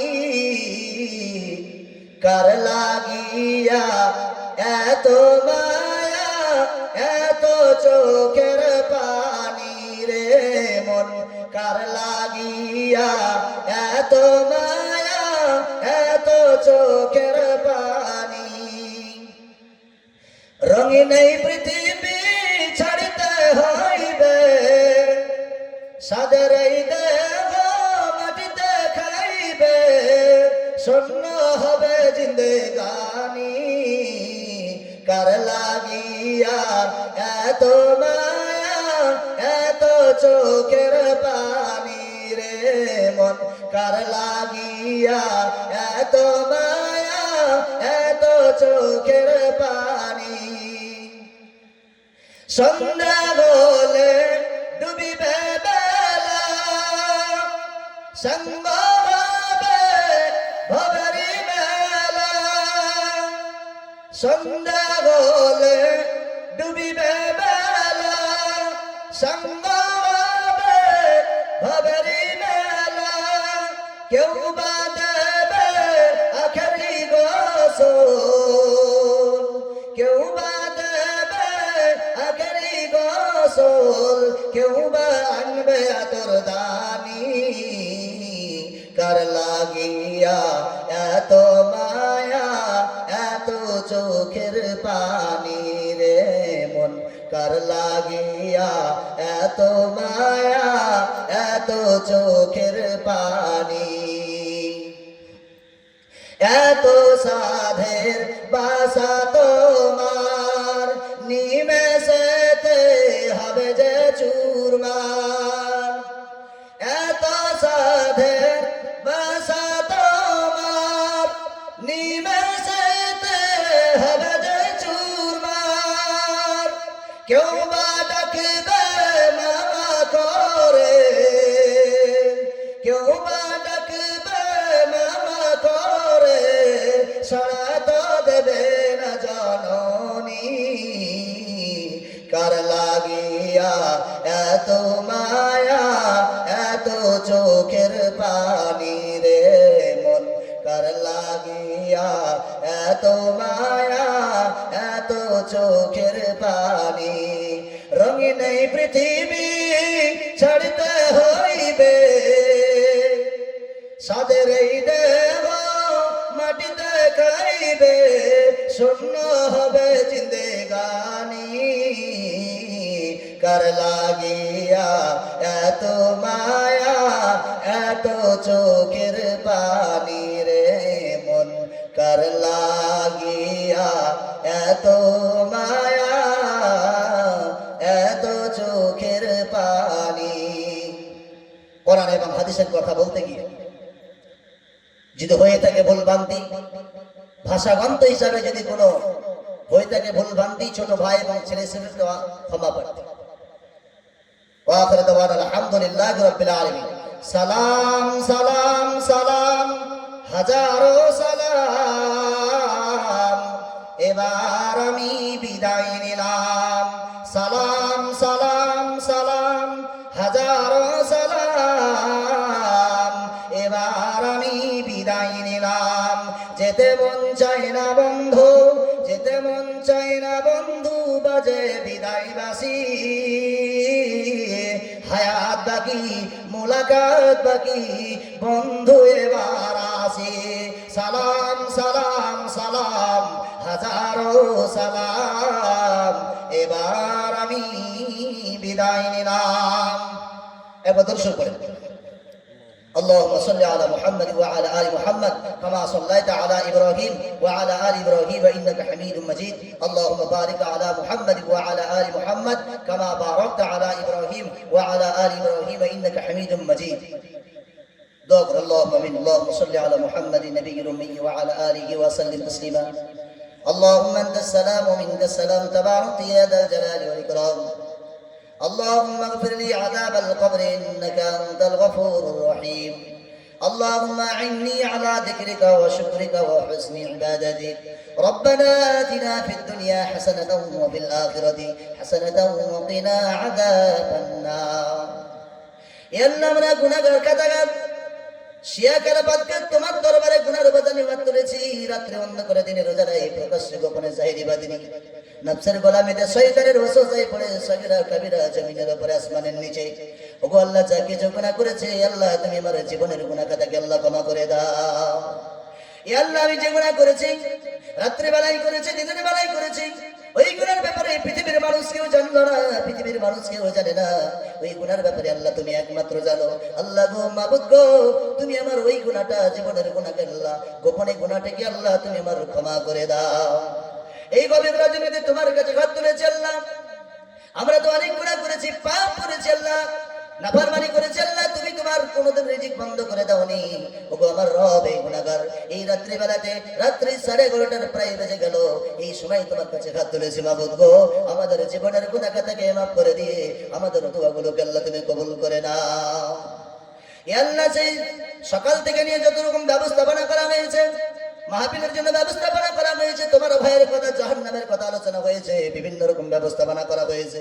এ আল্লাহ গো, এইরকম যত ব্যবস্থাপনা করার জন্য যত অক্লান্ত পরিশ্রম যত কমিটিরা গ্রামের মানুষেরা করেছে মাবুদ গো, সমস্ত আল্লাহ তাদের এই পরিশ্রমের ফল তুমি হাসরের ময়দানে তুমি আল্লাহ দান করিও। বিশেষ করে আল্লাহ এই গ্রামের প্রত্যেকটি মানুষকে আল্লাহ তুমি পরিষ্কার দিনদার মুত্তাকি তুমি বানিয়ে দাও। আল্লাহ তোমার কাছে আমি খাস করে চাইছি মাবুদ গো, তোমার কথা আমি আলোচনা করলাম, কোরআনের কথা আলোচনা করলাম, নবীর কথা আলোচনা করলাম, আলোচনার মাঝখানে যদি ভুল ত্রুটি হয়ে থাকে মেহেরবানি করে নিজ গুণে আল্লাহ তুমি ক্ষমা করে দাও। কত আলেমারা এসে বয়ান করে গেল, বক্তব্য দিয়ে গেল মাবুদ গো, তারাও কথা বলেছে কোরআনের, তোমার কথার যদি এদিক ওদিক হয়ে যায়, যাবার ওজের পেশ যদি কোরআন তেলাওয়াত করতে গিয়ে ভাষাগন্ত যদি ভুল হয়ে থাকে মাবুদ মেহেরবানি করে আমাদের জীবনের গুনাহ থেকে আল্লাহ তুমি ক্ষমা করে দাও। ইয়া আল্লাহ, যদি আমি যে কথা আলোচনা করলাম মানুষের জন্য যদি ক্ষতি করা হয়, সেটাকে তুমি তাদের কাছ থেকে হৃদয় থেকে তুমি তাদেরকে আমার এই কথা থেকে আল্লাহ ওই কথাটা তাদের অন্তর থেকে বার করে দাও। আর যদি মানুষের হৃদয়ের জন্য তাদের যদি ভালো জন্য কাজ লেগে যায়, এ আল্লাহ তুমি আমার কথাগুলো তাদের অন্তরে আল্লাহ তুমি গাঁথিয়ে দাও। এ আল্লাহ তুমি আমাদের সকলকে তোমার দিয়ে তুমি যাতে সন্তুষ্ট সেই কাজ করা তৌফিক তুমি দান করো। আল্লাহ, যত মানুষ এই রাত্রিতে বসে আছে সবাই আমিন আমিন করে চাইছি, জানি না কার কি উদ্দেশ্য আছে। আল্লাহ, যারা দোয়ার জন্য বলেছেন, আশা রেখেছেন, হক রেখেছেন, তাদের চাহিদ মকসুদকে পূরণ করো মাবুদ গো। এই জমিনের উপরে যেভাবে আল্লাহ আজ পর্যন্ত যত রকম গুনাহ বেড়ে যাচ্ছে, জিনার, ব্যভিচার, গীবত, চুগলি, বিভিন্ন রকম সুদ, মদ, যত রকম কারবার চলছে, আল্লাহ গো জমিনের বুকে এই সমস্ত পাপ থেকে আমাদের সকলকে হেফাজত করো। আল্লাহ, শয়তানের ওয়াসওয়াসায় পড়ে বিভিন্ন রকম গুনাহ করছি, আমরা বুঝতে পারি না, কিন্তু মাবুদ তোমার কাছে রাত্রি বেলায় চাইছি মাবুদ গো, এমন তোমার বান্দা এখানে বসে আছে, এমন তোমার বান্দা আল্লাহ আল্লাহ বলে ডাক দিচ্ছে, আল্লাহ ওই বান্দার দুয়াটা কবুল করে নি, আমাদের দুয়াগুলোকে আল্লাহ কবুল করে নাও। ওগো আল্লাহ, মায়েরা বসে আছে, এ আল্লাহ মায়েরা যদি তাদের কোনো ভুল ত্রুটি হয়ে থাকে মেহেরবানি করে মায়েদের গুনাহগুলো ক্ষমা করে দিয়ে তাদেরকে বিবি ফাতেমাতুজ জাহরা রাদিয়াল্লাহু তাআলা আনহার মতো জীবন যাপন করার তৌফিক তুমি দান করো। মায়েদেরকে আল্লাহ তুমি দ্বীনের জন্য কবুল করে নাও, যেইভাবে খাদিজা রাদিয়াল্লাহু তাআলা আনহার মতো যেভাবে কবুল করে তুমি নিয়েছিলে, বেদিন থেকে দিন এনে তারপরে আল্লাহ জান্নাতের টিকিট তুমি দুনিয়ার বুকে তাকে দিয়েছো, মায়েদেরকে বোনেদেরকে ওই রকম জান্নাতের টিকিট তুমি দুনিয়ার বুকে সেই রকম কাজ করা তৌফিক তুমি দান করো। যারা দোয়ার জন্য বলেছেন, আশা রেখেছেন, হক রেখেছেন, তাদের চাইদ মকসদকে পূরণ করো। এ আল্লাহ, তোমার কাছে আমি যা চাইলাম সেটা তুমি আমাদের গায়বী থেকে দান করো, যেটা তোমাদের চাইতে বাকির পারিনি, যেটা তোমার কাছে চাইতে আল্লাহ পারলাম না, তোমার কাছে চাইতে পারিনি, সেটাও তুমি আমাদের গায়বী থেকে দান করো। হুজুর আকরাম সাল্লাল্লাহু আলাইহি ওয়াসাল্লামের তুফালে আমাদের দোয়া কবুল করে নাও। আল্লাহুম্মা সাল্লি আলা মুহাম্মাদিন নবিয়্যিল উম্মি ওয়া আলা আলিহি ওয়া সাল্লিম তাসলিমা। সুবহানা রাব্বিকা রাব্বিল ইজ্জাতি আম্মা ইয়াসিফুন ওয়া সালামুন আলাল মুরসালিন ওয়ালহামদুলিল্লাহি রাব্বিল আলামিন। আসসালামু আলাইকুম ওয়া রাহমাতুল্লাহি ওয়া বারাকাতুহু।